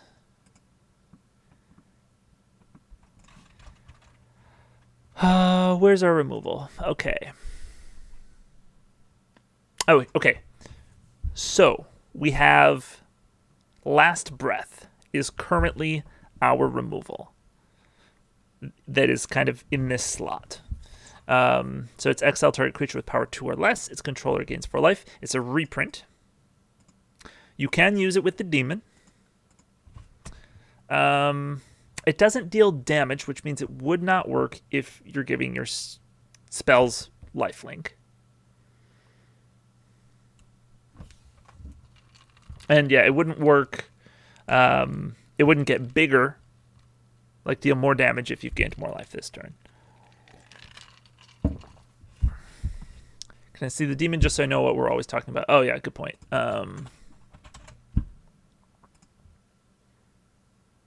It's a 6/6 flying trample lifelinker for 4. If a player would gain life, that player loses that much life instead. So its lifelink is actually like deathlink. The idea being that you can target a player, have them gain life. Okay, you saw this last week. Good. I wasn't sure if I covered it then or not. It's one of my favorite designs that we have in the file. It's very cool. And so definitely want to make sure that there's a decent number of ways to make the opponent gain life.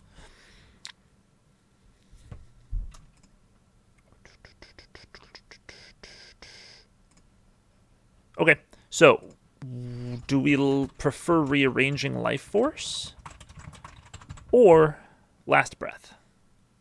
I think it's got to be one or the other, unless one moves to uncommon.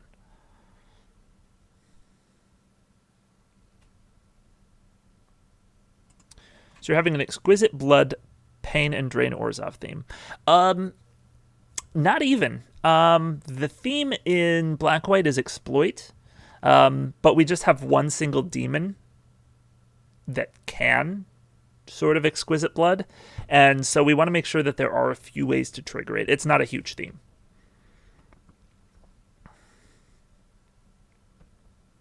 Yeah, and it's there's always going to be some spells in a format that say you gain life, so it's kind of a small cost for us to make those spells say target player gains life instead.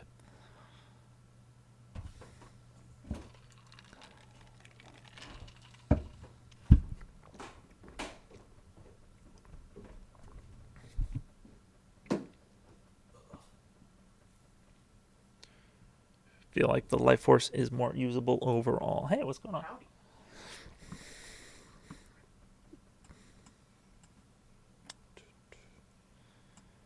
But it doesn't hit things unless the opponent taps them. Yeah, okay, so another upside of Last Breath is that it can exile undercover creatures. And that'll be face up. It's not going to trigger their undercover. So it's just a very good removal spell for, that mechanic. So while I do like this design, I think I like Last Breath better. So we could either try moving this to uncommon or and maybe like bumping it up a bit.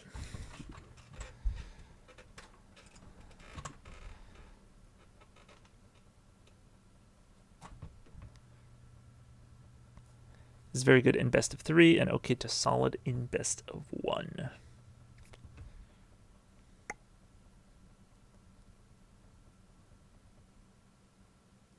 To any target. Yeah, just mono white lightning helix.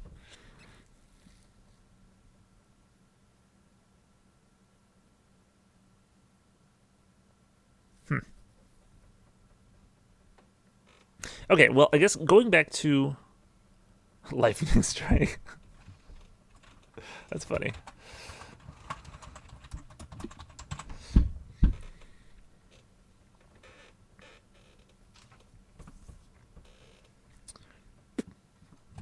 All right, going back to our signpost uncommon. I guess we didn't actually have one yet. Let's try and see what it would look like for like a red-white spells sort of theme.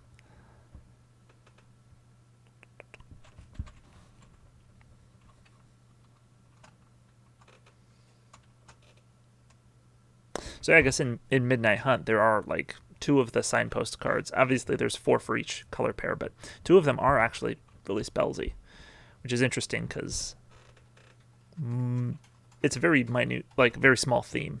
There's not a lot of stuff in the set that goes with that. But they're also just fine cards, so that's not a problem.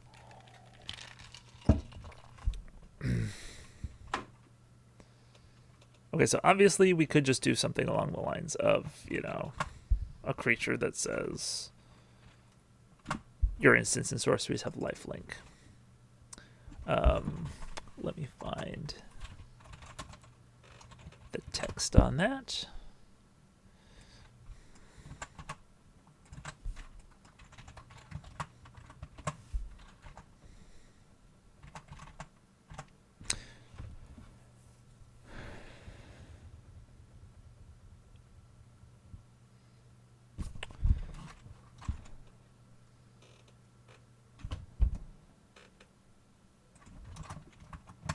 Okay, so you're saying until end of turn.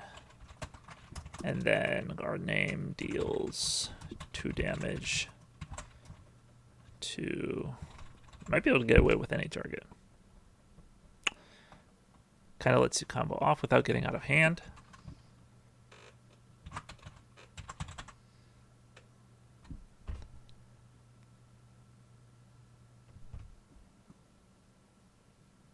Yeah.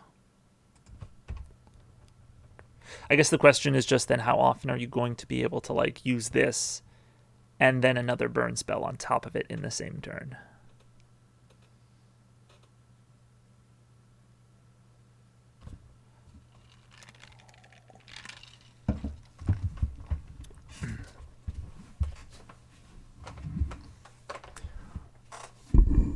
Ooh, I like that, Moose. That's a good idea.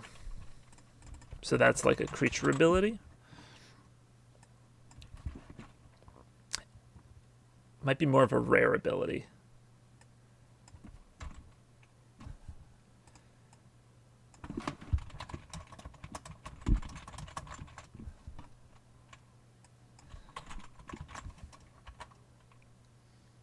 They did, yes. Except it's based on his power, which is in turn based on how many times it's changed day or night. This is the amount of life you've gained this turn.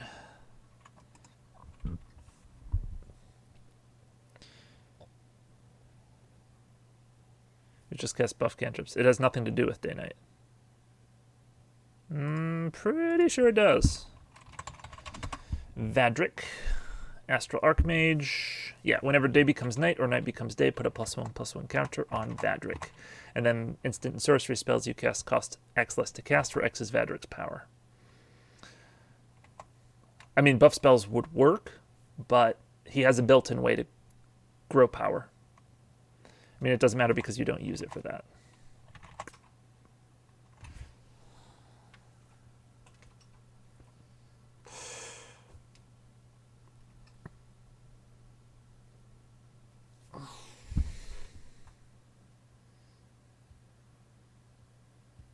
Just cantrip off, and storm to win. I haven't... I mean, I guess in constructed you wouldn't base it on day-night, but I feel like you got to take what you can get in limited. And there aren't that many cantrips in limited, so we may be talking about different things. But life gain is definitely way more explosive.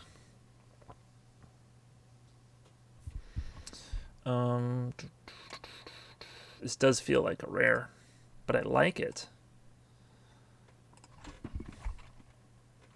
I feel like it wants to be a cheap rare so that you can combo off nice and quick if you've got the spells.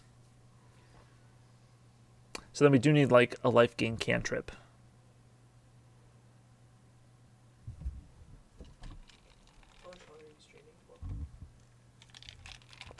An hour-ish? Okay. Am I? No, I just wanted to make sure I didn't like be too loud. Oh, gotcha. Cool. Is this the set for a revitalized reprint that doesn't suck? Potentially. Let me take a look where that's been printed in the past. Yeah, it's usually common.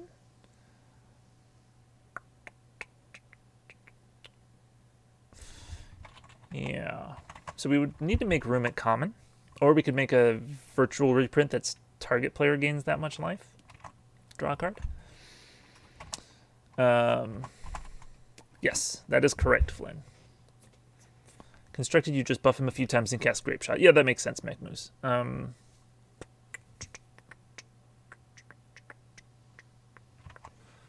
Yeah, I really haven't played much Constructed anytime recently, so it's a bit unfortunate. I would really like to start playing some paper standard. On Arena, it's not really the same.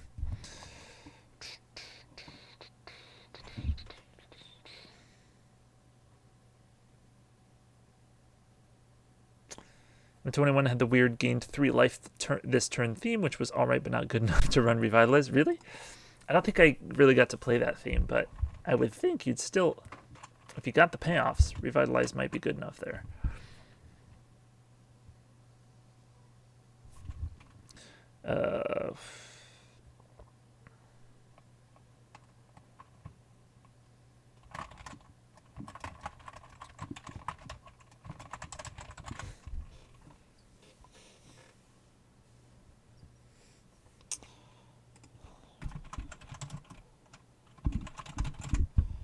Okay, so something like this, and then we would want a, yes, Revitalize. So the question is, where would we have room in white to put a common cantrip?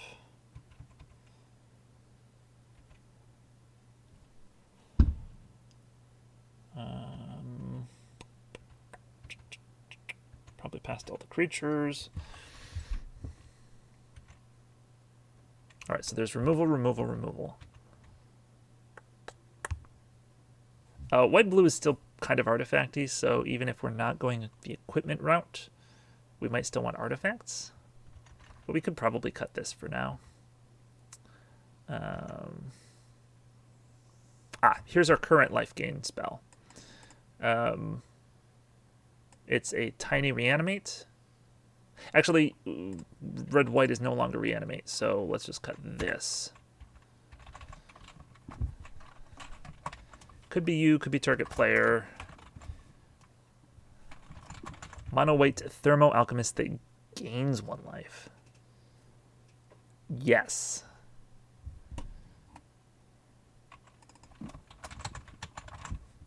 Oops, that is not the place for that word.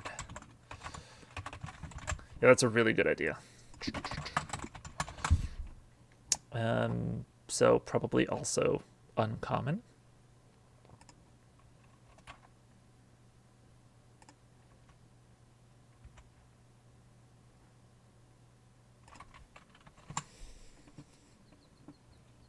If you have it be target player, you can use it as a normal thermo alchemist with the demon too. Yes.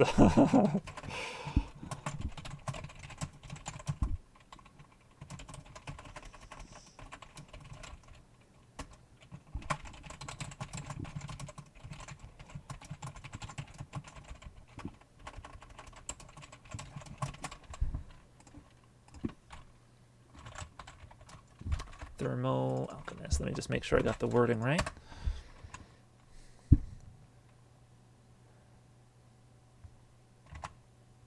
It is spell. And defender. Just in case you want to try to attack with your O3. Whew. That is really cool. And then creature, Thermo Alchemist is a human shaman.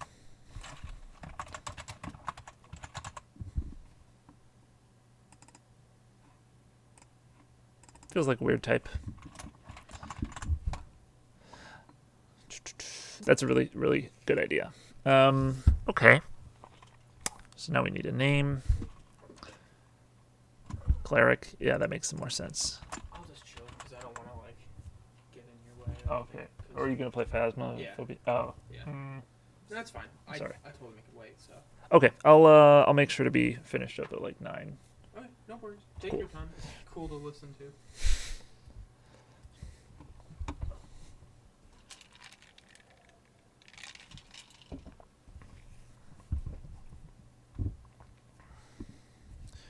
All right.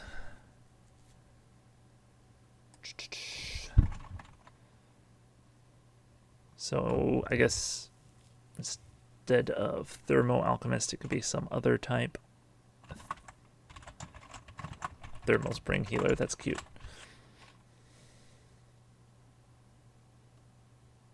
Okay, I like it. Oh no. Oh, that's rough, mech.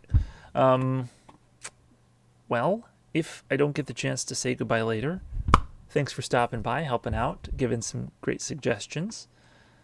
And we hope to see you again next week.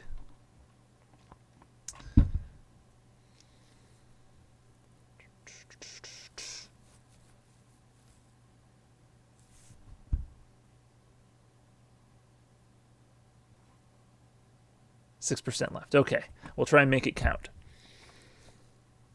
Okay, so red-white is now kind of like half life gain, half spells, which is great. We have a rare, but we still don't actually have a signpost uncommon, because this is too good for an uncommon.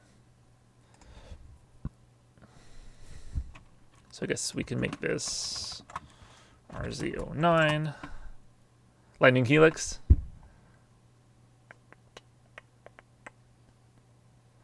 But Lightning Helix can't have its cost reduced at all. Actually, I mean, that's probably fine. You won't always get these together anyway.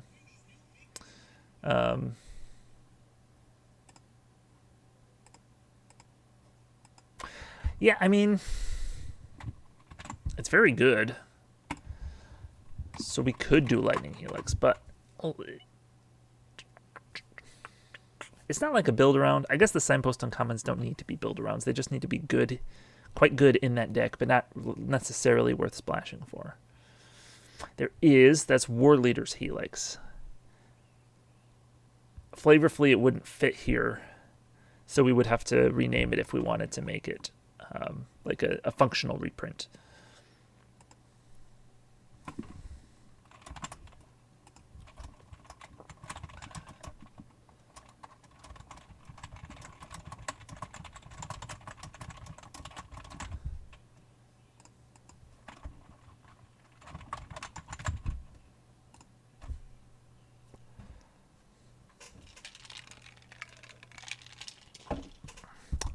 Is this a spell?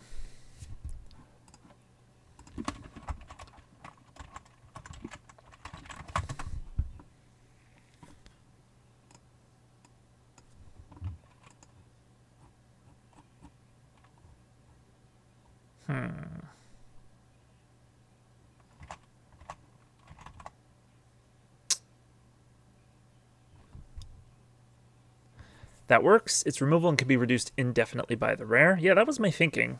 It looks like there are like mono black spells that do this, because of course black can do both damage and life gain, but still could be fine.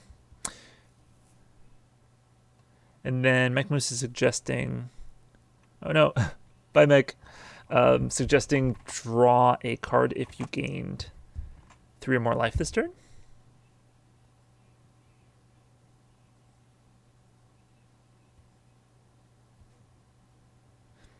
Oh, sorry, Flynn, I didn't see your suggestion. What about a creature that looks at the top X cards and finds an instant or sorcery? That could work as a red uncommon. Yeah.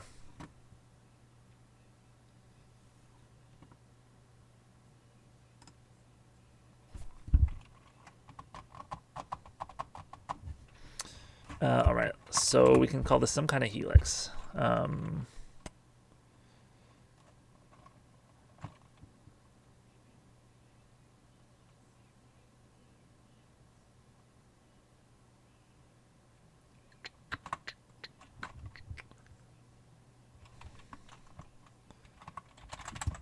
I don't know. Something like that. So how good is this? I mean, at 5 mana, you're dealing... At 5 mana, it's a Lightning Helix.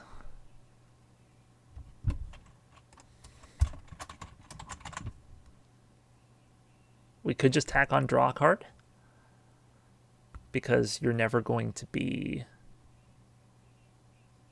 like making up for the X, you know. If it were just like 2 mana, it could deal 3 damage and gain you 3 life. If it were 4 mana, it could do 4. But, you know, you're always going to be putting more into it for the X. So maybe we need some way of that, like paying you off a little bit more. What if we do a kind of culmination of studies, except instead of color, it goes by card types, like Lorehold Excavation? Okay. Culmination of Studies, yeah, is the one that cared about blue and red cards. Yeah. Okay, here's an idea. What about a red uncommon?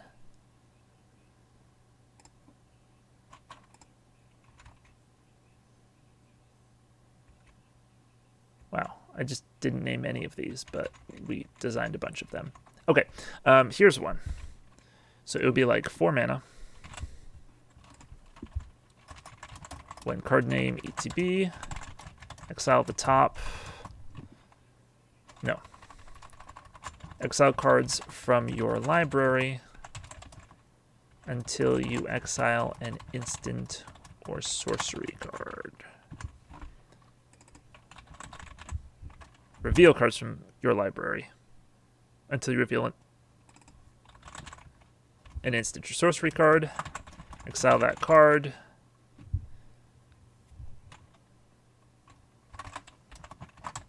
Until the end of your next turn, you may play the exiled card. Put the rest of the revealed cards on the bottom of your library in any order. Something like that.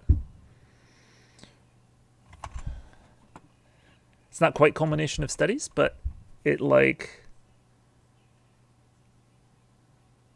Wouldn't you may cast that card work the same way? No, because this is impulse drawing you that card for the next turn, because, you know, we're putting it on like a 4-drop creature. Or whatever, I don't know, whatever cost that would be. Whereas if you're allowed to cast it, you need to pay that mana right now.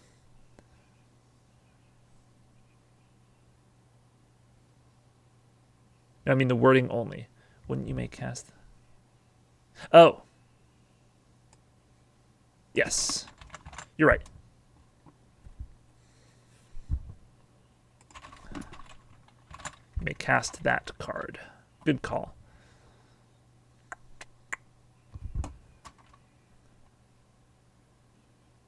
Until...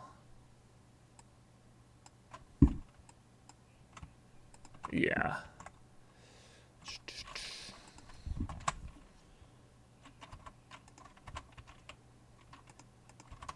You may cast that card until the end of your next turn. Put the rest of the revealed cards on the bottom of your library. Yes, I think this works. So what do you think about this? It's like a 4-drop that impulse draws you into an instant or sorcery specifically. Okay. I think 4-drop seems right for it. We could make it cheaper and smaller if that's better.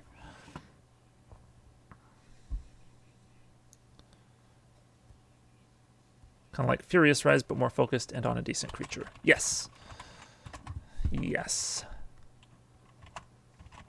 I like Furious Rise, but it definitely is a bit slow.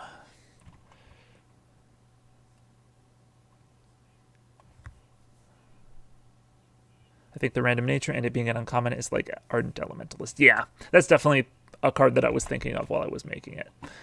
Cool. So I like this. Okay, this could be a shaman for sure.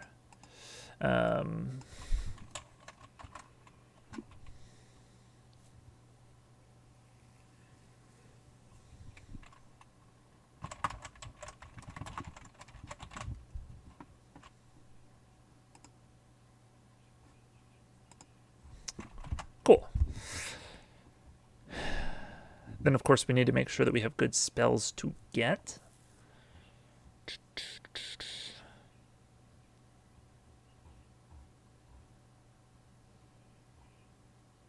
So, I mean, red obviously is going to need some, like, burn spells at uncommon.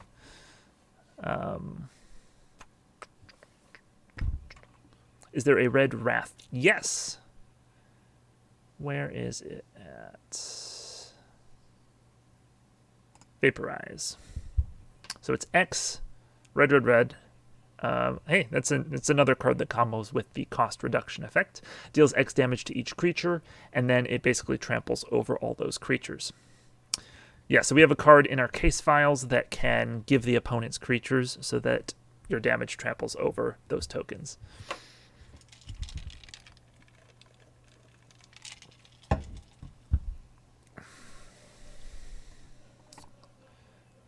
Of course, we could always do like an uncommon, like 2 damage to all creatures type one.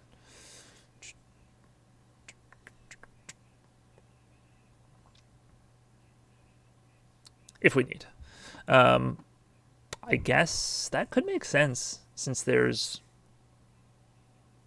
a bunch of... Here, this makes sense. Seems like a bad idea with Undercover. Well, I mean... The idea was maybe it could be sort of a hate card for Undercover.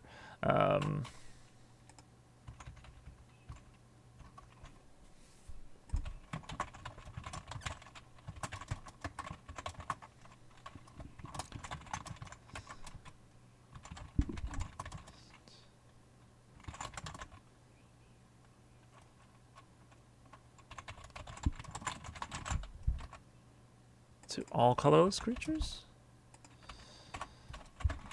or deals 2 damage to creatures with 1 or more colors.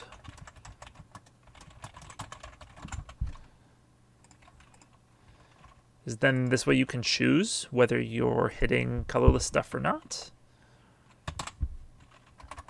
Which, like, the blue-red theme is colorless, so you might not want to hit yourself.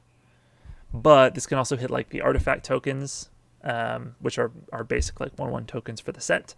It can hit our undercover creatures. But wouldn't it just trigger all the undercovers since they flip upon death, or am I misremembering that mechanic? They don't flip on death. They go to exile face down, and the opponent can cast the front side later. So, I mean, you'll be taking your chances about how soon they're going to come to get you.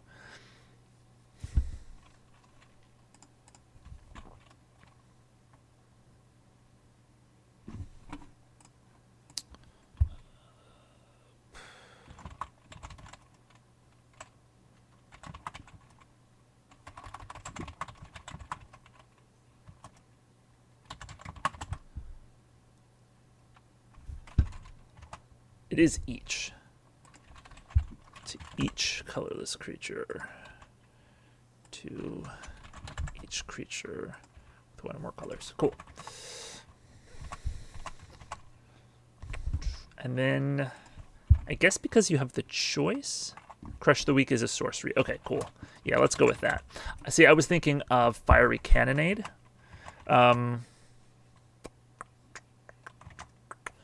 But you don't have a choice between, like, trying to make it one-sided with Fiery Cannonade.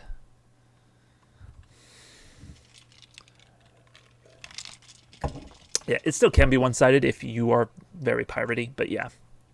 Sorcery is probably a lot more fair. Good call.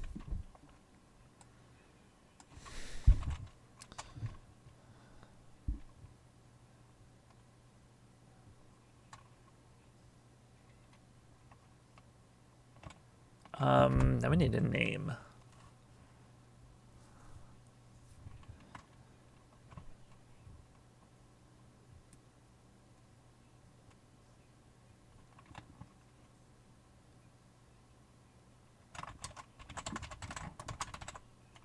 Singe the masks.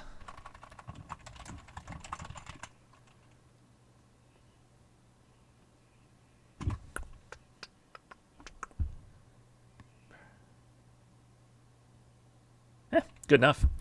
All right.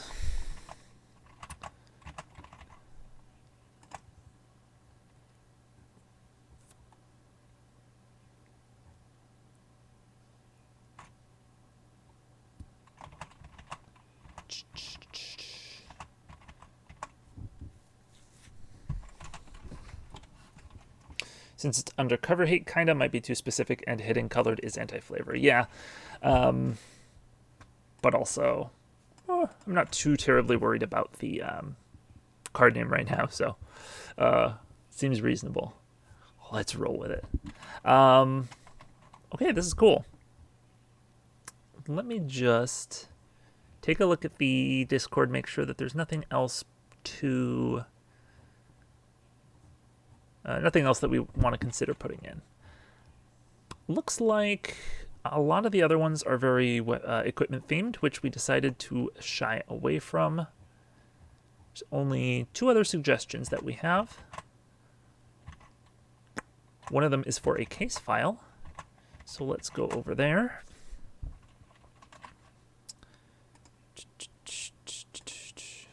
It is blue. And it is enchantment creature. Leech with bestow. 2 in a blue. Flash, and enchanted creature gets -4/+4 because it is a -4/4 creature.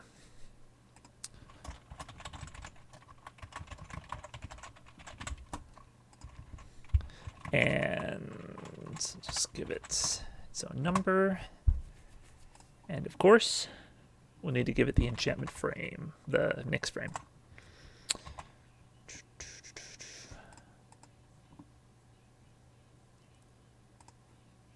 Cool.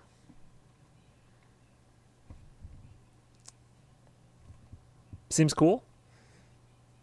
So, like, you can drain an enemy creature's power while giving them a bunch of toughness. But if the creature ever dies, then you just get, like, effectively a 0/4. I don't think the -4 is actually really going to do much. I think in combat it pretty much just counts as 0.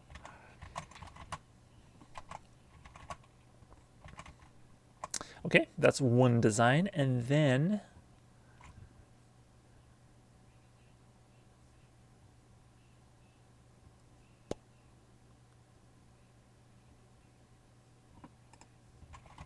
one more suggestion. 3-mana uncommon burn spell deals 3 damage. Costs 1 less if you control a colorless permanent. Have to be colorless non-land permanent, since all lands are colorless. Wow. Except for Dryad Arbor.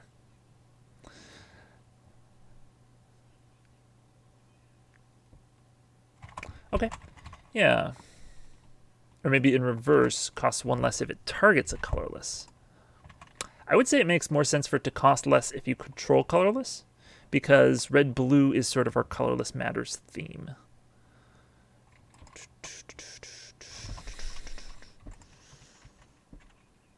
Oh, small sweeper / multi-target. Well, now it's something else. Deals 3 damage to any target. Also put some breaks on it for red-white. Yes, makes sense. Card name costs 1 less to cast if you control a colorless non-land permanent.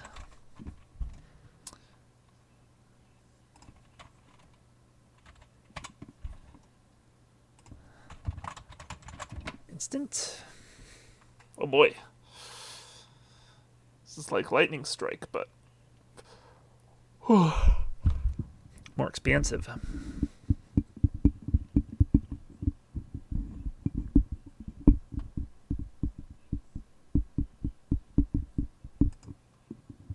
It's also like Moonrager Slash. True, but that's a common. It's just, we could just throw Surveil 1 on there.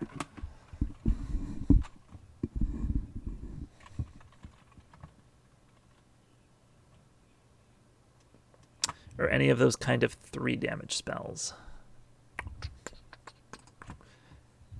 Yep. I'm doing my best to just try and tack on some Surveil.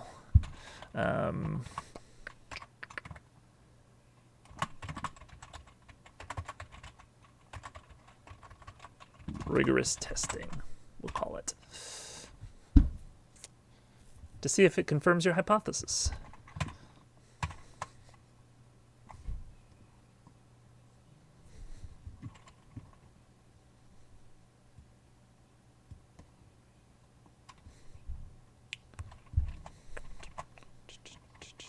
You're right, Slash is common, easy to forget how good it is. With how good it is. Yes, it is very solid.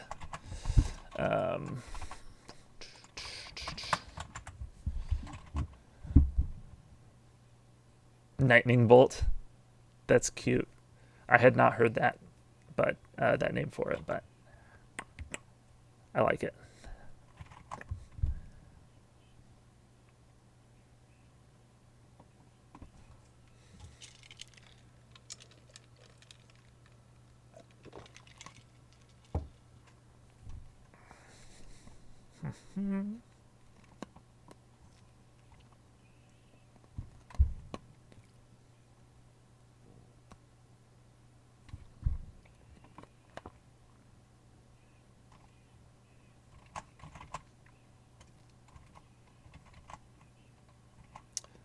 All right.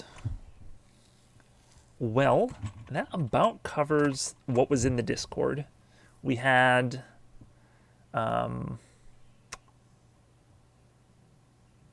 Looks like you were trying to make a card with -1 toughness, but gains toughness for each creature you control.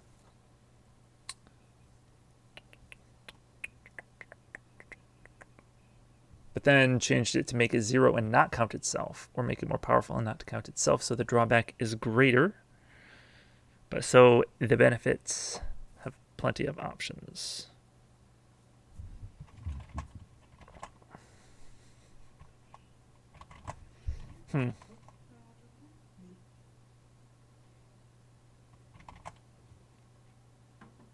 Maybe a green or black card for that. Okay.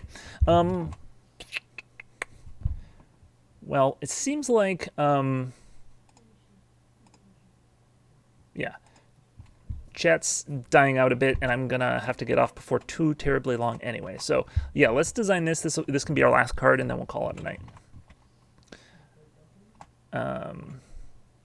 So, you said maybe green or black for negative toughness. Yeah, all right. Definitely a case file. Looks like we have some black space. Let's try it here.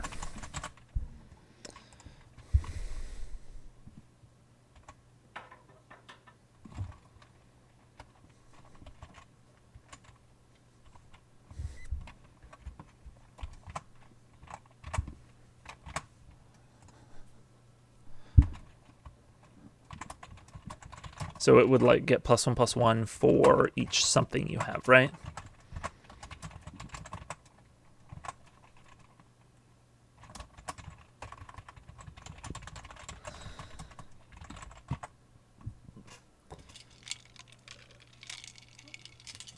Could be research counters. That would probably even go in the main set. Although it would definitely be weird to have -1/-1. We could probably make that work.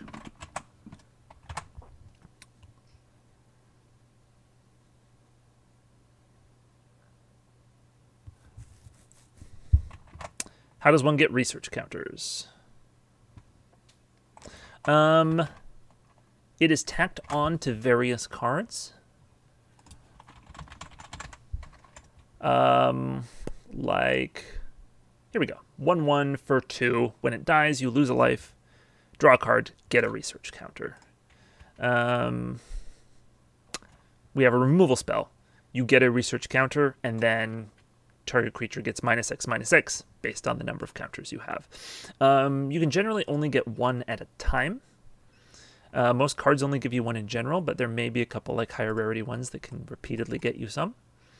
And you never spend them, so they're kind of like experience counters. But you're just trying to get them up there, and then like you unlock better abilities on some cards.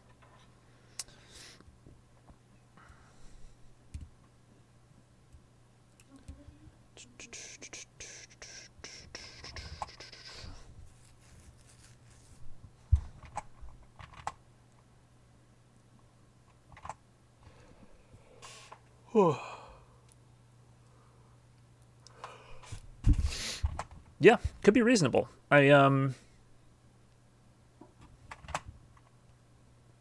about a 3-mana rock that also has an ability to give you experience? So then we would be keeping track of both experience counters and research counters, just to clarify.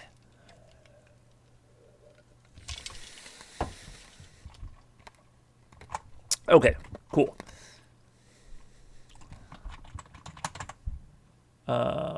Oops, this is the wrong one. Yeah. Let me see.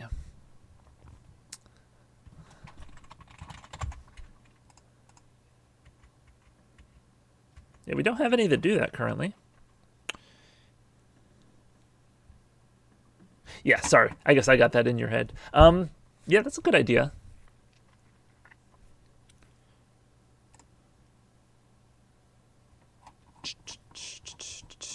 All right. Do we have uncommon slots? Yeah, we sure do. This doesn't matter anymore. Cool. So I guess we could do it here. So 3-mana rock.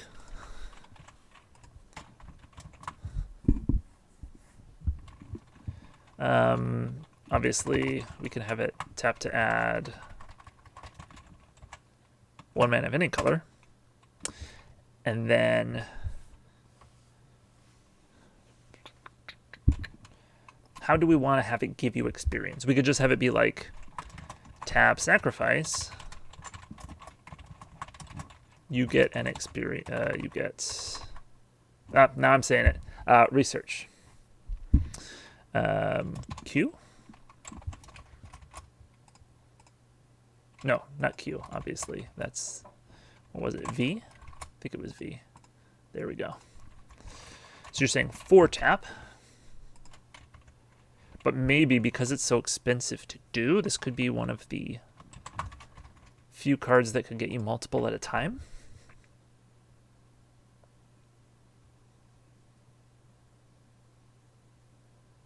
Have it be a late game mana sink to grow your research. Okay, so instead of sacrificing, it's just effectively 5 mana. You get a research.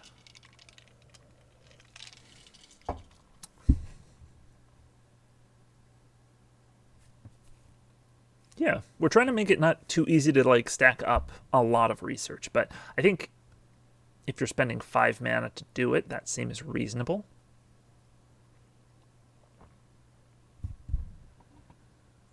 On top of already having played a card.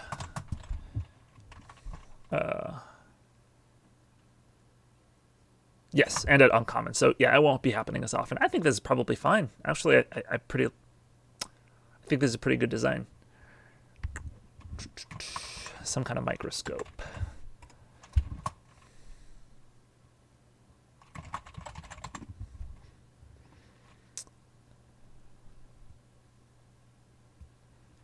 So you won't be having 2 running a pair. Yeah, I mean, it's unlikely. You would need to draft 2 of the same uncommon, have them both out at the same time, and have 10 mana to spend.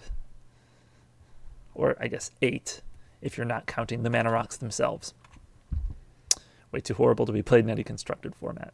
Maybe it's a really slow constructed format.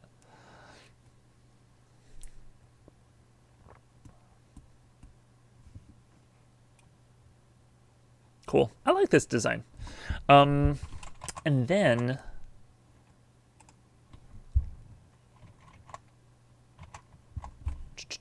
so for this creature, the -1/-1 that gets bigger for each of your research counters, do we like this design? Do we want to go with this? Can we really justify it being a -1/-1? Or could it have just been a 0/0?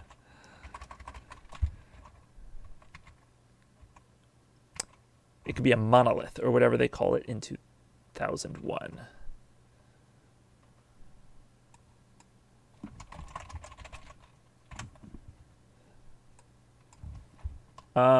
Yeah. We could flavor it as it's producing mana, but it's actually like a strange monolith or obelisk from like 2001. Oh, that's what you meant by 2001. Thank you. Yeah. I think they were called monoliths in 2001. Strange.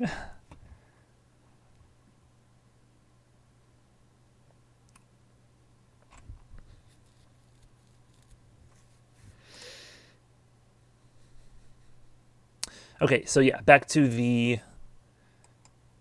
this creature. Yeah, so it's -1/-1. It means you do need 2 research just to have it playable. And of course, the more research you have, the bigger and scarier it gets. Yeah, I like this design a lot. Is it...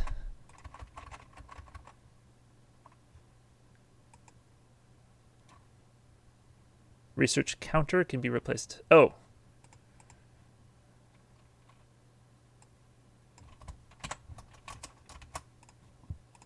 Yeah, that makes sense.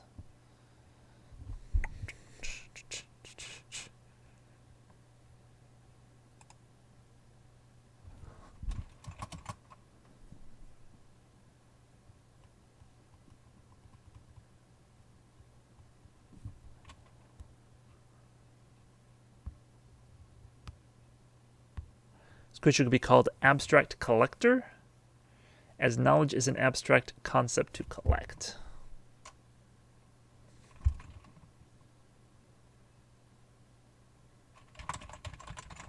Maybe Knowledge Gorger. And as I asked earlier, do we have a mutate in the case files? Oh, sorry, Gunblade, I did miss that. No, we do not. Do you mean like the mechanic mutate?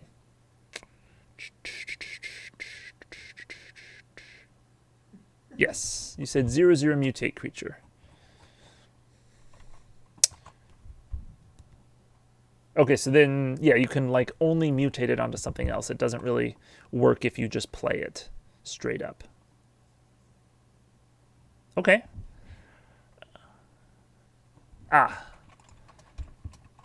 Horror? I think horror makes sense.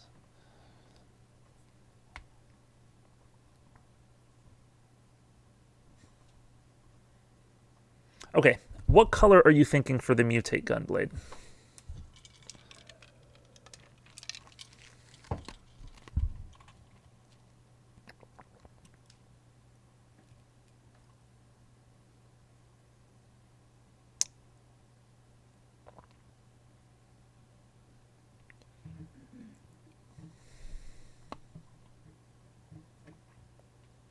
Obviously, the original mutate was more focused in sultai colors, but we could have it be on anything. A blue, green, or blue-green. Maybe a black parasite. Cool, so...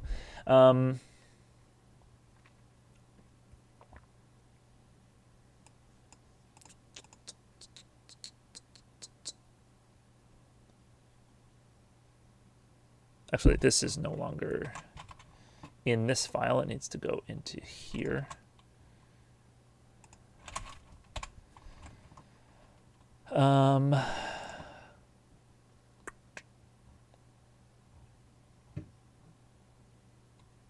Well, I feel like we have more room in black than anywhere else, so maybe we could try it here. We'll need to get the mutate frame, which is in here somewhere.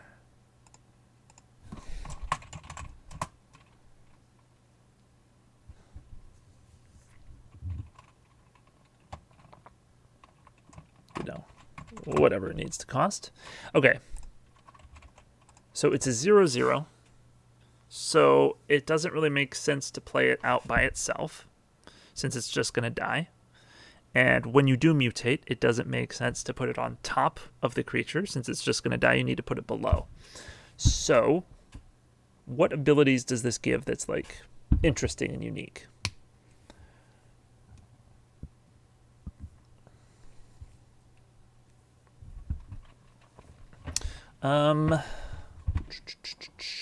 Guess we could look at the mutate that there is and stay away from that.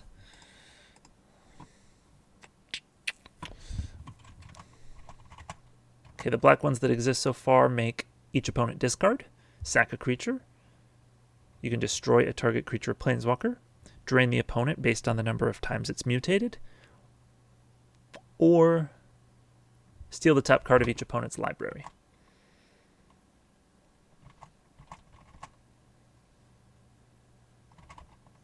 Yeah, I guess it could just be like an ability sync.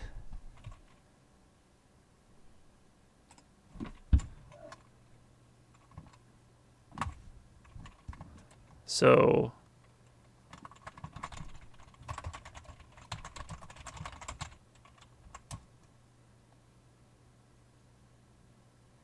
could have a mutate ability plus keywords. Thinking like that 0/1 in red with all the keywords. Yes, Rograch. With First Strike, Menace, and Trample. Okay. Actually, white might be the color for it then.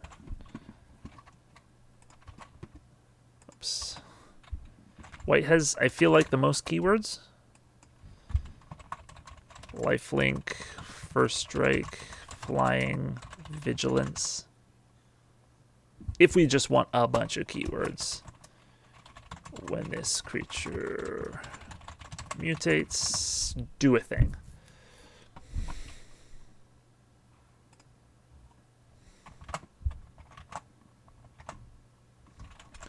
I guess it could be like untap this creature. Untap it.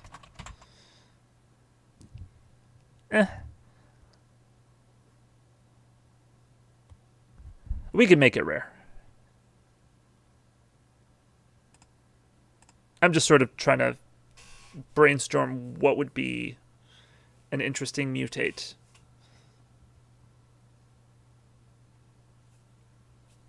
Ooh. Well, you know what that means.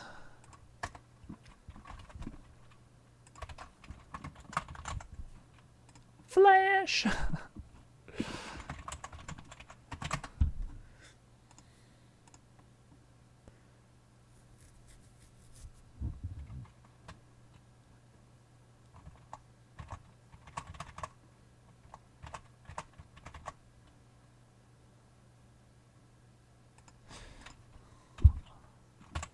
Obviously, it's got to be pretty expansive.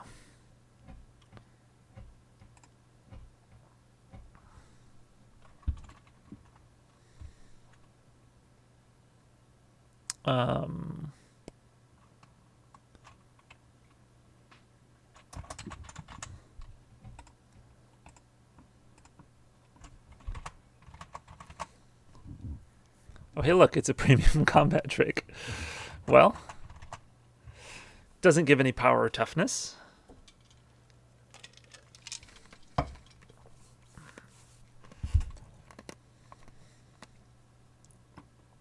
It's true. You could combo it with the green enchantment that makes creatures enter with a +1/+1 counter.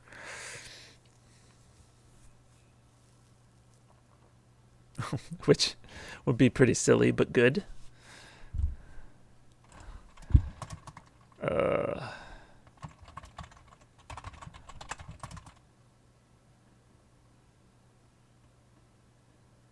0/1 Baneslayer.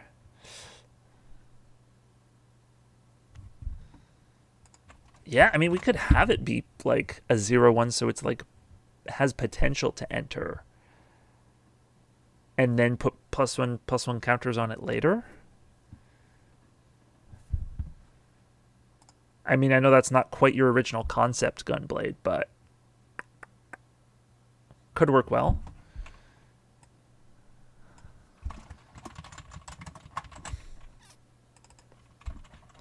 Guardian Angel, that's kind of cool.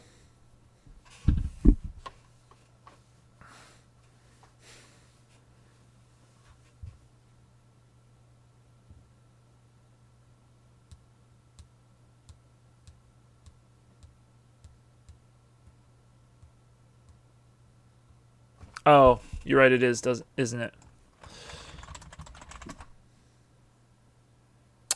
It sure is.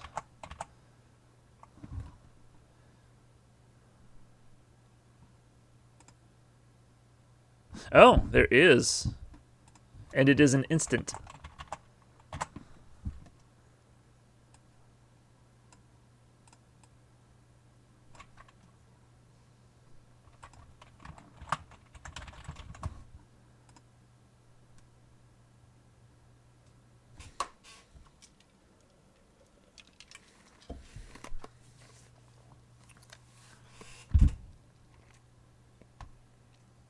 Yeah. So we got a 0/1 flash, lifelink, first strike, flying, vigilance. I should probably put these in a correct order. I think it would actually be flying, first strike, vigilance, lifelink. Maybe? Actually, vigilance. I don't know. I'll leave it here for now.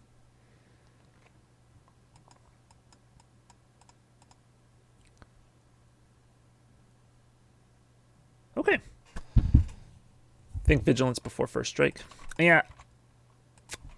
Yeah, because vigilance matters during when it attacks. First strike matters during damage, as does lifelink. But flying only matters during blocks, which would be after vigilance. Yeah.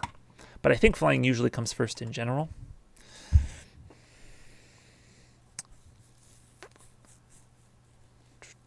Yeah, I think you might be right on that. I I think flying just gets precedence. Flying always matters. That's true, because it also matters if the opponent is attacking. So that's reasonable. Okay. So I like this design a lot. And it's one of the colors with the fewest mutators. I guess red actually has the fewest, but that's okay. And it matters for plummet, which is definitely important since pretty much every set has a plummet, and it's always a decent sideboard option. Okay, well that's exciting. I really like this design. This is white though now. Actually, we'll just make this one blue. Dodges defenestrate. Wait, looking at a chroma, it is first strike over vigilance. Weird.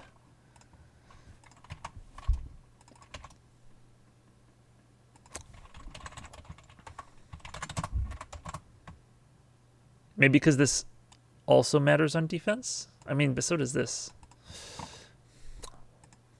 Whatever, it's confusing. All right, well, I got to get going. But I think we made some good progress. We, red, white, and green, blue have still been our biggest problems, our biggest problem archetypes this whole time. We thought we solved them a long time ago, but now we have resolved them. And I like where it's going. The new mutants are really a solid upgrade. See if I can find one. There we go.